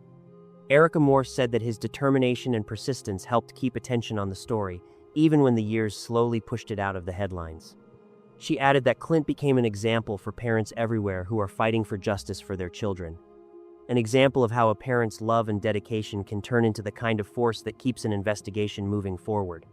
Clint said, "Right now, there just aren't words to describe how I feel. We're going to let the evidence and the truth speak for themselves. Thank you to everyone who searched for Haley and to those who fought tirelessly to see an arrest made. I just hope that real justice will finally be served in the courtroom." This case still remains open and continues to move through the courts. The investigation and legal proceedings are ongoing, and there are still many important decisions ahead. For Haley Dunn's family, it has been a long and exhausting journey filled with waiting, pain, and uncertainty. But even after all these years, they haven't lost hope. Her loved ones believe that one day the truth will finally be spoken in a courtroom, and the people responsible will face the consequences they deserve. The family hopes that someday this story will end with a fair and just verdict, and that Haley Dunn's name will finally receive what it deserves, justice.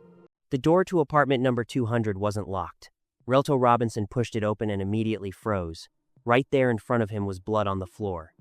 Within seconds, he was already on the phone with 911. Just 4 minutes later, officers stepped inside.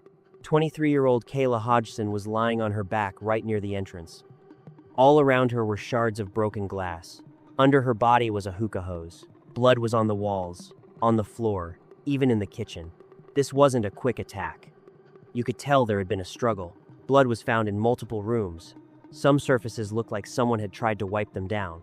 Certain pieces of broken glass were missing. It appeared Kayla had been moved after she was injured. One of her fingernails was torn off. Underneath it, there was DNA. On the floor, there were bloody shoe prints marked with BB. They didn't belong to her.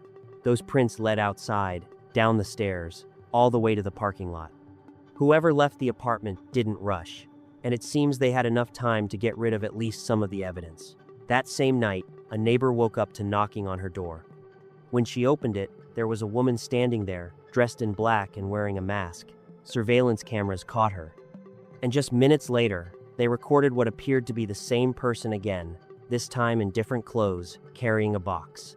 Inside that box were likely items taken from the crime scene. And none of this started that night. In the weeks leading up to her death, Kayla had been receiving threats. But no one expected that one of those threats would actually show up at her door. Hey guys, let me grab you for just a second. I'm really curious where my audience is watching from, so I'd love for you to drop a comment and tell me what city you're in and what time it is for you right now. Thanks for taking a moment. Go ahead and share that in the comments. And now let's keep going. 23-year-old Kayla Hodgson worked as a bottle girl. Late at night in clubs with the music pounding and drinks flowing nonstop, she drew a lot of attention. And while Kayla might have been popular with men in that environment, things weren't always the same when it came to other women. So when Kayla Hodgson was tragically found stabbed to death inside her own home, investigators quickly shifted their focus away from the men in her life and toward the women connected to them. It started to look like jealousy had been building for some time, like an angry, rejected woman had been carrying resentment toward Kayla until it finally erupted. I ain't gonna go look on their page. I be looking at y'all page, and y'all can't talk about me because... The city of Tamarack in South Florida sits just north of Miami in Broward County at 3 p.m. On July 13th, 2022, sheriff's deputies received an emergency call, the sound of the phone ringing, cutting through, from an apartment building on Northwest 57th Street in Tamarack. 911, what's the address of the emergency? Oh, ma'am, I don't know the address. Okay, what is the apartment number? The caller, Relto Robinson, had just opened the unlocked door to his friend's apartment and was immediately met with a bloody scene. Fire rescue's on the way. They're coming as fast as they can. Can I run down? Can I run down and go get the paramedics? No, but you could go outside and direct them in. Hold on, ma'am. I'm going to get them now. Hold on. Okay. Yo! The caller says that there's a gash on the patient's neck. It looks like someone slashed her neck. Just 4 minutes after the call, Deputy Hust arrived at the building. Relto led him inside, then quickly ran down 2 flights of stairs to signal the officers waiting in the parking lot. Within moments, other sheriff's deputies joined him, along with firefighters and paramedics. Oh, shit. Yeah, this is right there. 23-year-old Kayla Hodgson was found just inside the doorway of apartment number 200, the home she shared with her mother, Diana Hodgson. It was immediately clear she had died from multiple stab wounds. She was lying on her back on the floor, surrounded by shards of broken glass. Deputies moved through the apartment to make sure no one else was inside, and what they saw pointed to a violent struggle. Even though Kayla was found just a few feet from the door, there were bloodstains deeper inside the apartment, on the walls, across the floor, and on the kitchen island. Under her body was a dark hose, the kind typically used with a hookah, a device for smoking flavored tobacco. Pieces of glass were scattered across the floor, and part of the hookah base was still sitting on the counter. It looked like Kayla had been dragged from the entrance to the spot where she was found, several feet inside the apartment. On her right hand, a fingernail was missing, both the artificial and the natural nail, likely torn off during a struggle with the attacker. A DNA sample was collected from that area, potentially a key piece of evidence if investigators could match it to someone in a database or identify a suspect. Based on the blood patterns throughout the apartment, it appeared the attacker stayed inside for some time after Kayla had already suffered her fatal injuries. Investigators found multiple areas with blood in both Kayla's bedroom and Diana Hodgson's room, including inside Kayla's closet and in the bathroom. In the kitchen, there were signs that a specific area had been wiped down, especially on the island directly across from where Kayla's body was found. On top of that, It turned out that a significant portion of the glass from the hookah base was missing. Investigators believed it had been shattered during the incident and that some of the pieces were later removed to hide evidence. Most importantly, several shoe prints were visible around Kayla's body. The soles clearly showed the brand marking BB, and based on their placement, it was obvious they didn't belong to her, they belonged to someone else. Those bloody footprints didn't stop at the apartment, they continued beyond it. Steve, you got 2 separate tracks. You got one going this way and one going to the elevator. He said he was the only one in there. We have witnesses here? Hold on. A guy found her. Black mount, he's over there, we got him. He's confirming, I'm going to ask his name. He ran down. The guy came down. He ran down. The guy who found her ran down, flagged fire rescue, and then ran back up. So he's saying these are his prints. The trail of footprints led from apartment number 200 down the stairs, along a concrete walkway, and out toward the parking lot, gradually fading as they moved farther away from the building. Outside the apartment? Well, there's bloody footprints that come all the way down. So when you come upstairs, just be careful. Oh, there's there, and then they kind of lead kind of fizzling out all the way here, and then here. So I'm guessing he made it out to 57 if it's a 5. Yeah, if it's a 5, yeah, it's probably domestic 5. Yeah, so I want to lock that so nobody comes in there, and then here. And then the whole stairwell, you can see it from. It wasn't entirely clear whether those footprints were left by the killer or by Relto Robinson, who had rushed out in a panic to meet first responders. At the same time, as investigators processed the apartment, they began to suspect that certain items had been removed and possibly taken to the building's trash bins, following the same path marked by the bloody trail.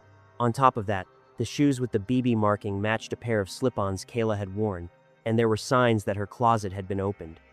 Relto Robinson waited patiently. With blood still visible on his hands, he hadn't wiped it off until after speaking with detectives, just as he had been instructed. Listen, man, I'm sorry that you're going through this. We're going to do everything we can to help you out. We'll be here for you, all right? I appreciate you talking to me and being cooperative and calm, all right? We're going to have a million questions to ask you.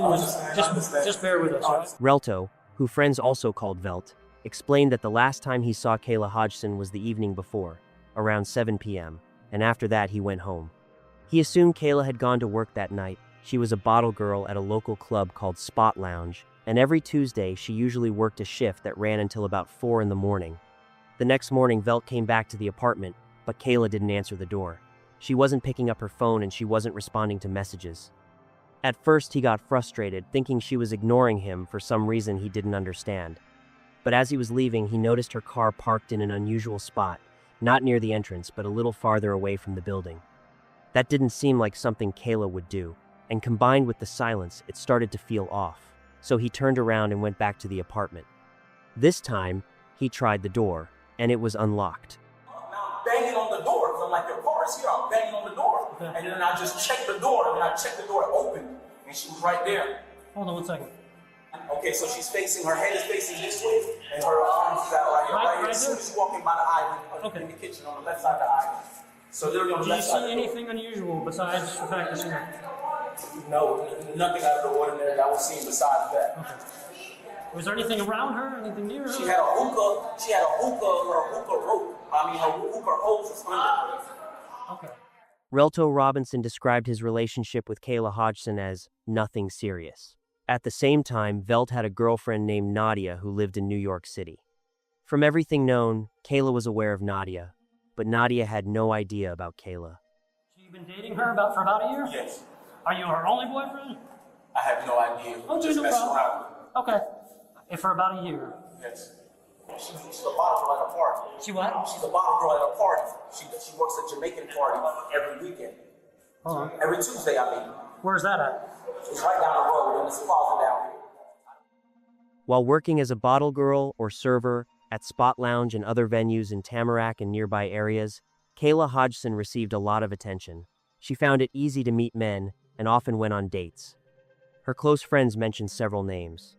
Aside from Velt, she had gone out a few times with a man named Shakir. She also kept in touch with a man from the club, though they only knew him by a nickname. From time to time, she spoke with a realtor from New York City named Terrence. She also had an ex-boyfriend, but friends said he was no longer part of her life. At the same time, everyone emphasized that Kayla wasn't the kind of person who made enemies. She didn't look for conflict and was liked by many. People described her as an amazing daughter, a very loving older sister, a friend, a granddaughter, and a cousin. She was remembered for her genuine smile, but most of all for her kindness, humility, and loyalty. She had a vibrant personality and a big heart. Now, investigators were faced with the key question: who could have wanted Kayla dead? As officers canvassed the building and spoke with neighbors, they came across one of their first leads.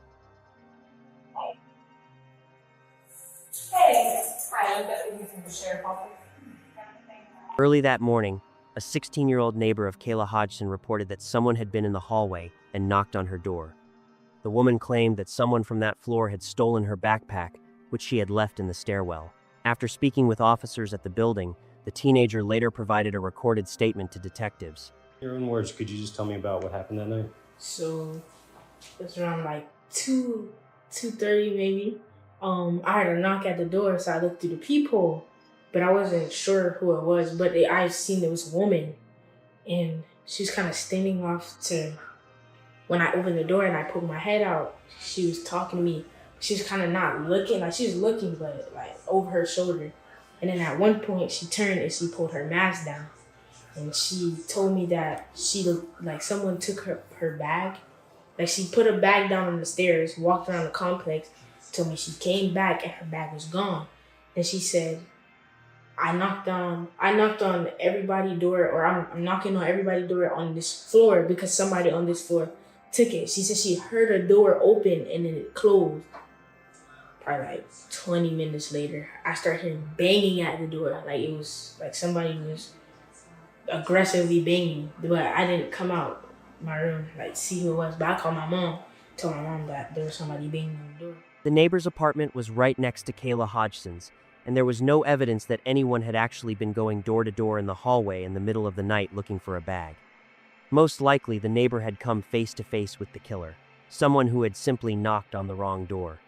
The teenager described the woman as dressed entirely in black, wearing a mask, and surveillance cameras in the building captured that person. Kind of like a coat, a Yankees cap, like black sweatpants, and I'm not sure what type of shoes they are, but I know they're like really expensive. As you might expect, when investigators checked the cameras at the building's exit, it turned out that the same person had already changed clothes and shoes. Surveillance footage captured the suspect carrying a cardboard box and a paper bag, likely containing items taken from the crime scene. In the days that followed, detectives instructed officers to search the building's trash compactor. Day 3 of a homicide investigation. At one point, deputies focusing on the garbage area downstairs from where a woman was found dead. The victim's second-floor apartment is still blocked off, a biohazard bag and evidence markers on the ground. The unknown is driving us crazy. You know, we don't know who did this. We don't know why you would do this. Diana Hodgson, Kayla's mother, worked as a flight attendant. When she learned the devastating news about her daughter's death, she immediately got on the first flight home. Diana spoke with detectives and provided everything she could that might help the investigation.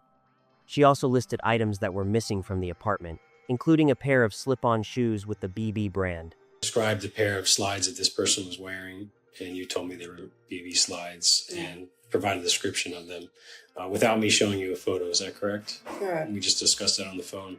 And you described them as a pink slide-type sandal with kind of fuzzy pink. Yes. And the BB lettering is like a glitter, like a rhinestone look to it. Even though their schedules often didn't line up, Diana Hodgson and her daughter remained very close. Diana was well aware of Kayla Hodgson's social life, her work, and her relationships. For several months, Kayla had been receiving threatening phone calls, and in the days and weeks leading up to her death, those threats only became more frequent. She did mention that she was having an issue as of lately with the prank phone calls, and she seemed to be a little bit more concerned about that. Was also aware of those calls. In fact, for a while, Kayla Hodgson believed they were coming from his girlfriend in New York City. The number was blocked, but the slang used by the caller, words like dead ass, was typical of people from New York. She assumed Velt didn't fully understand the details of those calls. Like a couple weeks ago, she was getting like prank calls. People calling her like constant. People calling like prank calling her like, like just prank calls. And she said something, but she didn't get into details about it. The most important information, though, came from a conversation with Janissa, Kayla's best friend, who also worked as a bar doll. Was a guy named Shakur. There was a guy named Terrence. Terrence, he lives in New York. That'll be about it. Okay, so that was Cure, Velt. Then there's her ex-boyfriend, Javon. Okay. But does she see him at all still or no? No, they haven't seen each other in a while. And we know Terrence has a girlfriend. Correct. Well, he doesn't claim the girlfriend, but yes, yeah. Okay. That connection to New York City, the realtor Terrence, is what raised red flags for Janissa. In the bigger picture, it didn't feel like a random detail. It felt like a missing piece that could explain a lot of what had been going on. Just like Velt, Terrence, who friends called Terry, also had a woman in the city, even though he insisted they weren't together. That gap between what he said and what seemed to be reality created tension and left the sense that something was being hidden. Terry and Kayla Hodgson met in August of the previous year and started spending time together whenever she visited New York. At first, everything seemed easy and carefree, but almost right away, there were early warning signs. Issues with his not-girlfriend showed up quickly and unexpectedly. Threatening messages on Instagram, obsessive behavior, showing up uninvited. These weren't isolated incidents. It felt more like a pattern that kept repeating and slowly escalating. It seemed like she always knew when they were spending time together, and almost immediately afterward, she would reach out to Kayla, like there was no delay at all between what happened and her reaction. It created this constant feeling of being watched, something that was hard to explain as coincidence. Even with all of that, when the prank calls started happening more often, Kayla still suspected Velt's girlfriend. At that point, her attention was focused in a different direction, which only made the situation harder to understand. Because, according to both Diana Hodgson and Janissa, from Kayla's perspective, her contact with Terrence was casual, nothing serious, nothing that should have caused concern or conflict. She didn't see it as anything meaningful, and that likely affected how she judged the risk. But it was becoming more and more clear that Terry's sometimes girlfriend saw things very differently. To her, the situation felt personal, intense, and charged with a much higher level of emotion. Not long before her death, Kayla had returned home from a trip to New York. She and Janissa spent an evening with Terrence and his friends, and that time, nothing happened. Everything felt calm, even normal, like all the previous tension had just disappeared. But during an earlier trip, it had been very different. That time, Terrence's not-girlfriend suddenly showed up, clearly looking for confrontation. Her appearance was abrupt and unwanted, breaking any sense of safety or control. And that moment left behind a lingering feeling that the tension hadn't gone anywhere. It had just been waiting for the right moment to surface again. She was waiting for Kayla at a lounge when we were in New York. And not this past time, but before No, that? this was about last year. Okay. Why was she waiting for her there? Probably to fight her. Oh, she wasn't like, they weren't trying to meet up and like squash something. No, she it just was- happened to show up where Kayla was headed. That place was a frequent place for the guys to go hang out. So she went there in some sweats, hair tied back, looking to fight. This is like an after hours place? Yes. Okay. There was no physical confrontation that time. Kayla Hodgson avoided the conflict and chose to step away, to change locations, create distance, and not let things escalate. It felt like a deliberate decision, an effort to stay in control and keep the situation from getting worse. In that moment, the tension seemed to ease, but only on the surface. That night may have been a warning. The other woman's behavior already showed signs of persistence and emotional instability that were hard to ignore. And, after that, things didn't calm down, they escalated. The threatening messages and calls became more frequent, more aggressive, like whatever boundaries had once held the situation in check were starting to disappear. Janissa shared messages with detectives that she had exchanged with Kayla about the harassment. Those messages weren't just words. You could feel the escalation in them, a steady build of tension that no longer seemed random. That conversation became an important piece of the puzzle, helping investigators understand the atmosphere of those days, tense, unsettling, and leading up to what would happen next. You're a whore. Leave my man alone. Like, just stuff like that, antagonizing. And But she goes, the girl keep calling me and text me now. She said, like, they would be silent for a good minute. Then I would have to scream hello just for them to say hello. Then at the end, she was like, you know you're a whore, right? And I was like, yeah, I know. Tell me something else. Then the bitch would go quiet. The next day in the morning, she messaged her again. Could be a female. Meanwhile, I'm sitting here pregnant. The sick part is, if y'all really talking and hanging out, I want you to know I'm not coming easy on either of y'all. The girl crazy. She had a tracker in his car. That's how she found out that they went out to eat, that he was picking her up. But for the most part, there's not one time that she did not know. The woman who was, or as Terrence himself claimed, was not his girlfriend, was 28-year-old Sakina Thompson. Even that description sounded contradictory, creating a sense of uncertainty, like their relationship existed in two different versions at the same time, one public and one private. For some, it may have looked like a clear relationship, while for others, it was something being denied or kept hidden. Sakina worked as a nail technician, a job that required precision, patience, and an eye for aesthetics, qualities that often go unnoticed but shape everyday routine. A few years earlier, she had also started her own channel on YouTube, where she shared beauty and makeup tips. That space seemed like a form of self-expression, a place where she could present a different side of herself, more open, more confident, more in control. Her videos likely reflected a completely different side of her life, calm, focused on appearance, style, and self-care. And that contrast between her public image and what was unfolding away from the camera gave the story an even more unsettling edge. Guys, my name is Sakina. I'm from New York. I'm 20 years old. I'm a full-time nail technician. Yeah, I didn't really know what to say, but hello. Yeah. Okay, bye. Even though Terrence assured Kayla Hodgson that he wasn't in a relationship with Sakina Thompson, the overall picture looked far more complicated. From the outside, it could have seemed like denial or an attempt to distance himself, but at the same time, there were details pointing in the opposite direction. It appeared that they had once been seriously involved, the kind of relationship that leaves a mark and doesn't just disappear without a trace. Sakina's social media was filled with videos of their life together. These weren't just occasional mentions or random clips.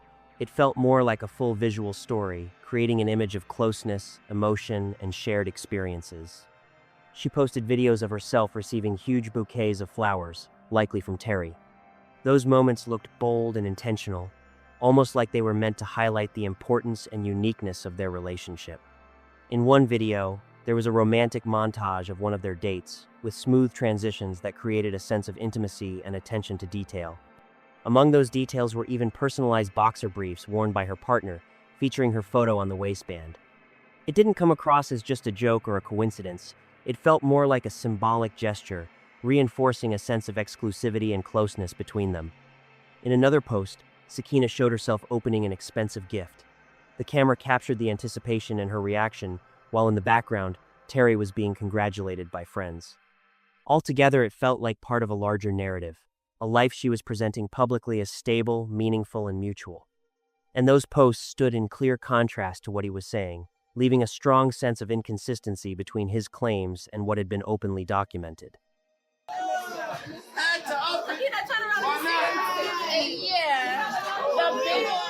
Sakina Thompson was exaggerating how perfect their relationship was is something we can only speculate about. From the outside, it might have looked like a typical emotional attachment, but in her view, the relationship likely carried a much deeper and more clearly defined meaning. What others may have seen as a casual connection or something unstable seemed, in her mind, to have clear boundaries and expectations. But one thing does stand out. In her perception, Terrence was her man. And that didn't feel like a guess. It felt like a firm belief, something that shaped how she reacted, the decisions she made, and how she interpreted everything around her. In that kind of mindset, there wasn't much room for gray areas. If he belonged to her, then any interaction he had with other women would automatically be seen as crossing a line. And because of that, in her view, he simply wasn't supposed to be talking to other women. This wasn't some mutual agreement between two people. It felt more like an internal rule, something that defined how she saw reality. And within that, you could feel the tension, the gap between how others might have viewed the situation and how it existed in her own perception. I'ma go buy me a gun, and I'ma come back here and set this motherfucker off. Sakina Thompson found Kayla Hodgson on Instagram and, based on everything, didn't just glance at her profile but began closely following her life. Every new post, every story, every caption or photo could turn into a source of new emotion and suspicion. It didn't feel random, it felt consistent and intentional, like she was trying to piece together a full picture of Kayla's life through her phone screen. Just a few days before the murder, Kayla blocked her. That move may have been an attempt to cut off any contact and draw a clear boundary. But at the same time, it only highlighted how tense things had already become between them. The block didn't just limit access, it acted like a silent signal that the conflict had reached a point where going back to normal communication no longer seemed possible. Bitches be talking about me thinking I ain't gonna go look on their page. I be looking at y'all page, and y'all can't talk about me. It seemed unlikely that the last night Terrence and Kayla Hodgson spent together in New York City went unnoticed. In a city that never sleeps, where almost every move leaves a trace, in messages, rides, calls, that kind of meeting would be hard to miss, whether digitally or through other people. It sounded obvious, but at the same time, unsettling, because so many small details could come together into one clear picture. On top of that, according to the case information, Sakina Thompson almost certainly had access to Terry's phone. And that access didn't seem accidental or one-time. It appeared to be used intentionally to monitor his communication with other women. In that context, every message and every call could quickly turn into a source of tension, suspicion, and jealousy. She even posted their conversations, putting something deeply personal out in the open. Those messages became a kind of proof, not in a legal sense, but emotionally, showing his love and loyalty the way she saw it or wanted others to see it. There was something both performative and unsettling about it, private words losing their intimacy and turning into a tool. Terry wrote, "I've never been this happy. I love you forever, and I'll never stop loving you. I hope you know that." Another thing he said was just as telling. "Come over, I'll let you go through my phone." She was really mentally psycho. Like, mentally, the girl would not leave Kayla alone. Mind you, this guy talks to many other girls in New York. But I think the fact that Kayla was gorgeous, you know, she had the body and everything, like Terrence was just after her. And that was just a persistent thing with her. It wasn't just a one night, you know, it was persistent, and he would work on it. He would fly her out. He would send her food. Like, you know, it was persistent. I feel like she felt like she was a threat. Okay. And I don't know, I was sitting at home and I don't know, everybody kept asking me, like, do you know anybody that Kayla had problems with? Do you know anybody that didn't like her? You know, nothing triggered to me. And then all of a sudden it just hit me, like, I forgot about this girl would literally antagonize Kayla for no reason. I know Terrence has bought a flight for Kayla, you know, to come to New York. So I have you know, of course the address would have to be in their messages. And the girl has access to his phone because she's text Kayla off his phone. So that's the only way I can think that she can get the addresses. Terrence did, in fact, buy Kayla Hodgson tickets to New York City. It didn't come across as some random gesture. It felt more like part of their dynamic, where he took on a role of support and care. He also ordered food deliveries to her home in Tamarack, and details like that painted a clear picture of ongoing, regular contact between them. Put together, it suggested that her address was likely saved in his phone, just as ordinary, everyday information, nothing that would raise suspicion in normal circumstances. At the same time, according to case materials, his sometimes girlfriend, Sakina Thompson, may have had access to that device. And in the context of everything that happened, that detail stood out. If the address was there, it wasn't hidden. Which means getting to Kayla's apartment wouldn't have required any extra searching or effort. It would have just been a matter of using information that was already available. Sakina Thompson also matched the general description of the woman captured on surveillance cameras near Kayla's apartment the night of the murder. The footage was grainy and not completely clear, but the overall features, her silhouette, her movements, her clothing, lined up closely enough to catch investigators' attention. When you look at it alongside the other evidence, it didn't feel like an isolated detail. It felt like part of a larger picture. Her photo was included in a lineup shown to the teenage neighbor who had seen the suspected killer that night. The process followed standard procedures, but the outcome carried real weight. The girl carefully reviewed the images and identified Sakina Thompson. That identification became another piece in the overall body of evidence, not the only decisive one, but something that reinforced the broader case and added to the sense of a disturbing, consistent sequence of events. In your own words, like, if you were to say how sure you were that was the person. 95. 95? Okay. Wednesday, August 3rd, 2022, at around 8:50 in the morning, Sakina Thompson was arrested in New York City with the involvement of the U.S. Marshals Service Task Force. The operation was carried out quickly and efficiently, without unnecessary attention, but the arrest itself marked a major turning point in the case. Afterward, she was extradited to Florida, where further legal proceedings were already underway. In a small black Prada bag she had with her at the time of the arrest, investigators found several items. Among them was a printed airline ticket showing a route from New York to Fort Lauderdale, departing on July 12th and returning on the 14th. It may have seemed like an ordinary detail, but for investigators, it became another piece that fit into the broader timeline of movements and events. Detectives also determined that at the time, she was in her second month of pregnancy. That fact quickly took on added significance, influencing both how the situation was perceived and the direction of her defense. Sakina did not plead guilty to the charge of first-degree premeditated murder. From the very beginning, she denied intent, insisting on her own version of events and attempting to explain her actions differently. Denying that she had been near the apartment in Tamarack that night wasn't really an option. The collected evidence formed a clear and consistent chain. Beyond the airline tickets, investigators linked her to a stay at the Plaza Hotel, rides to and from the airport using Lyft, and efforts to conceal her movements through an Uber trip to Kayla Hodgson's apartment using a fake account.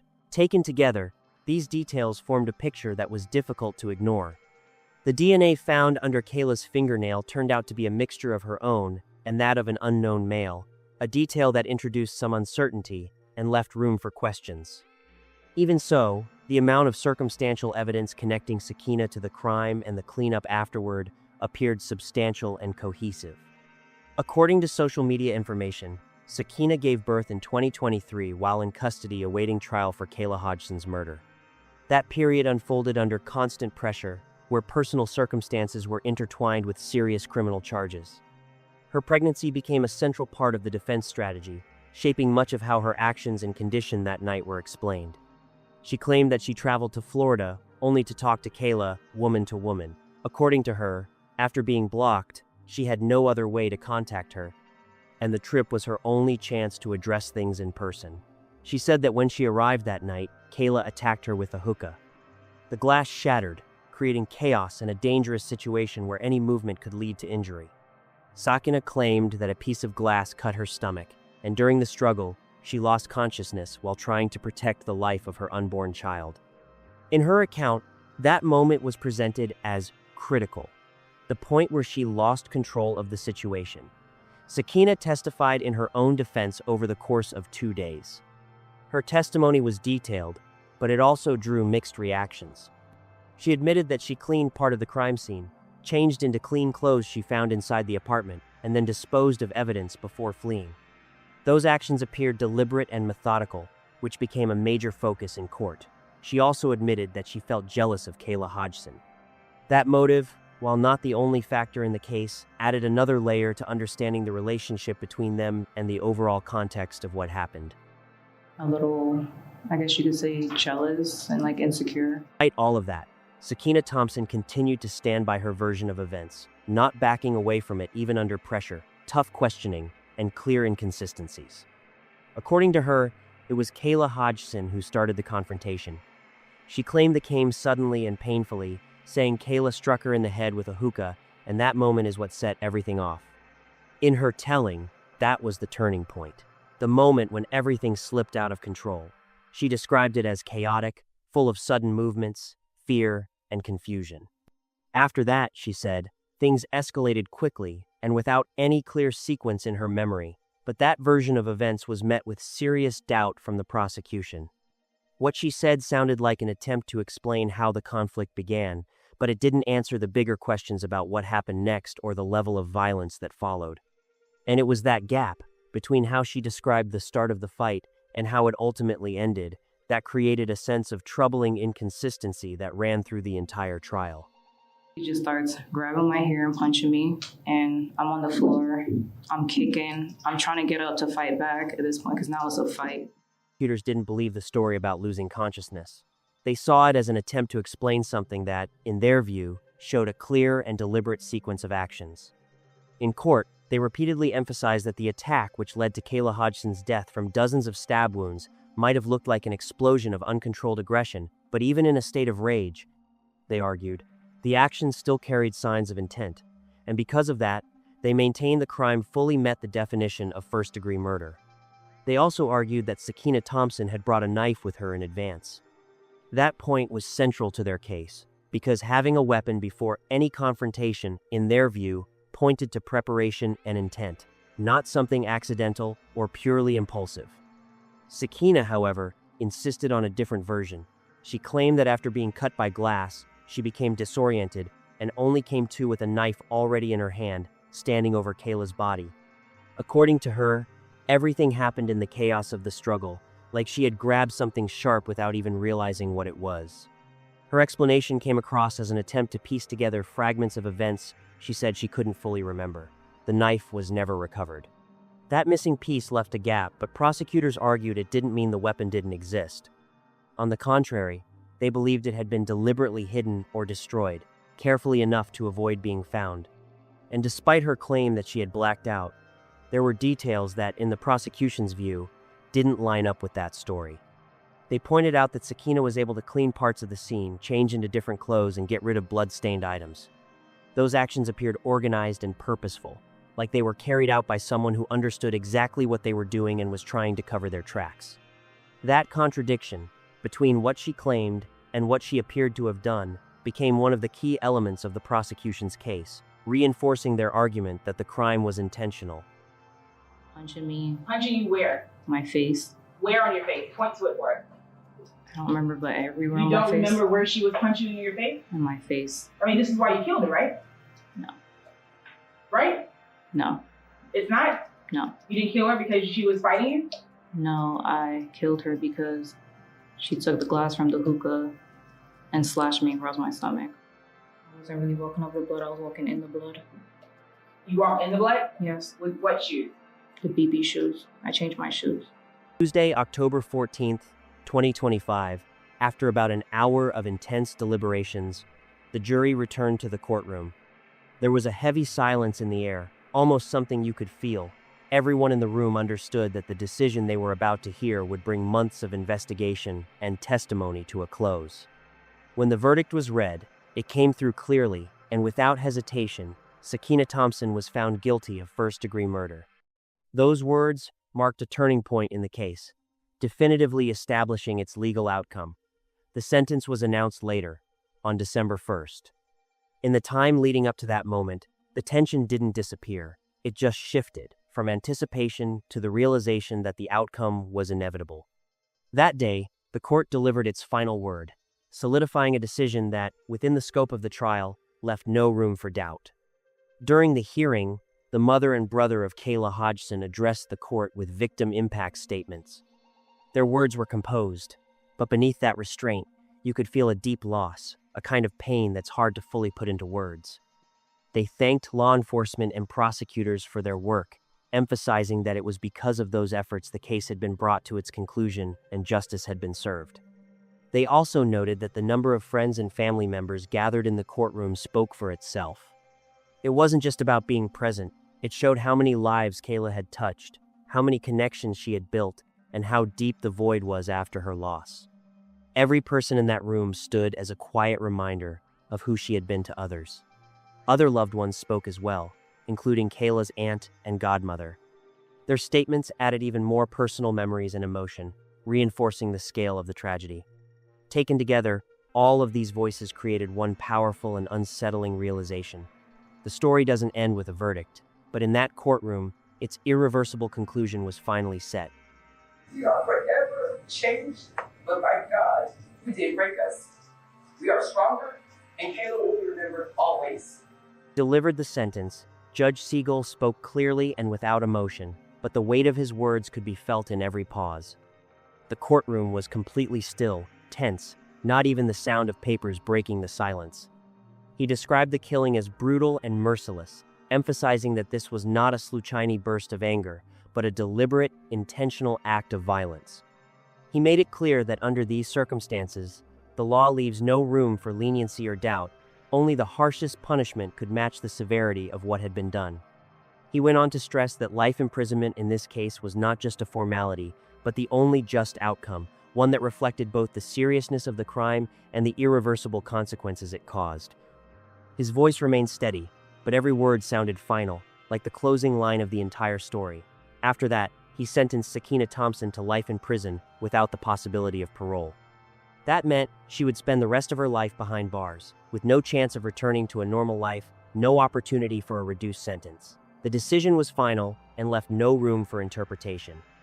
This was the tragic story of Kayla Hodgson, a story that began with the ordinary life of a young woman, but ended in a brutal crime and a court verdict that brought everything to a close.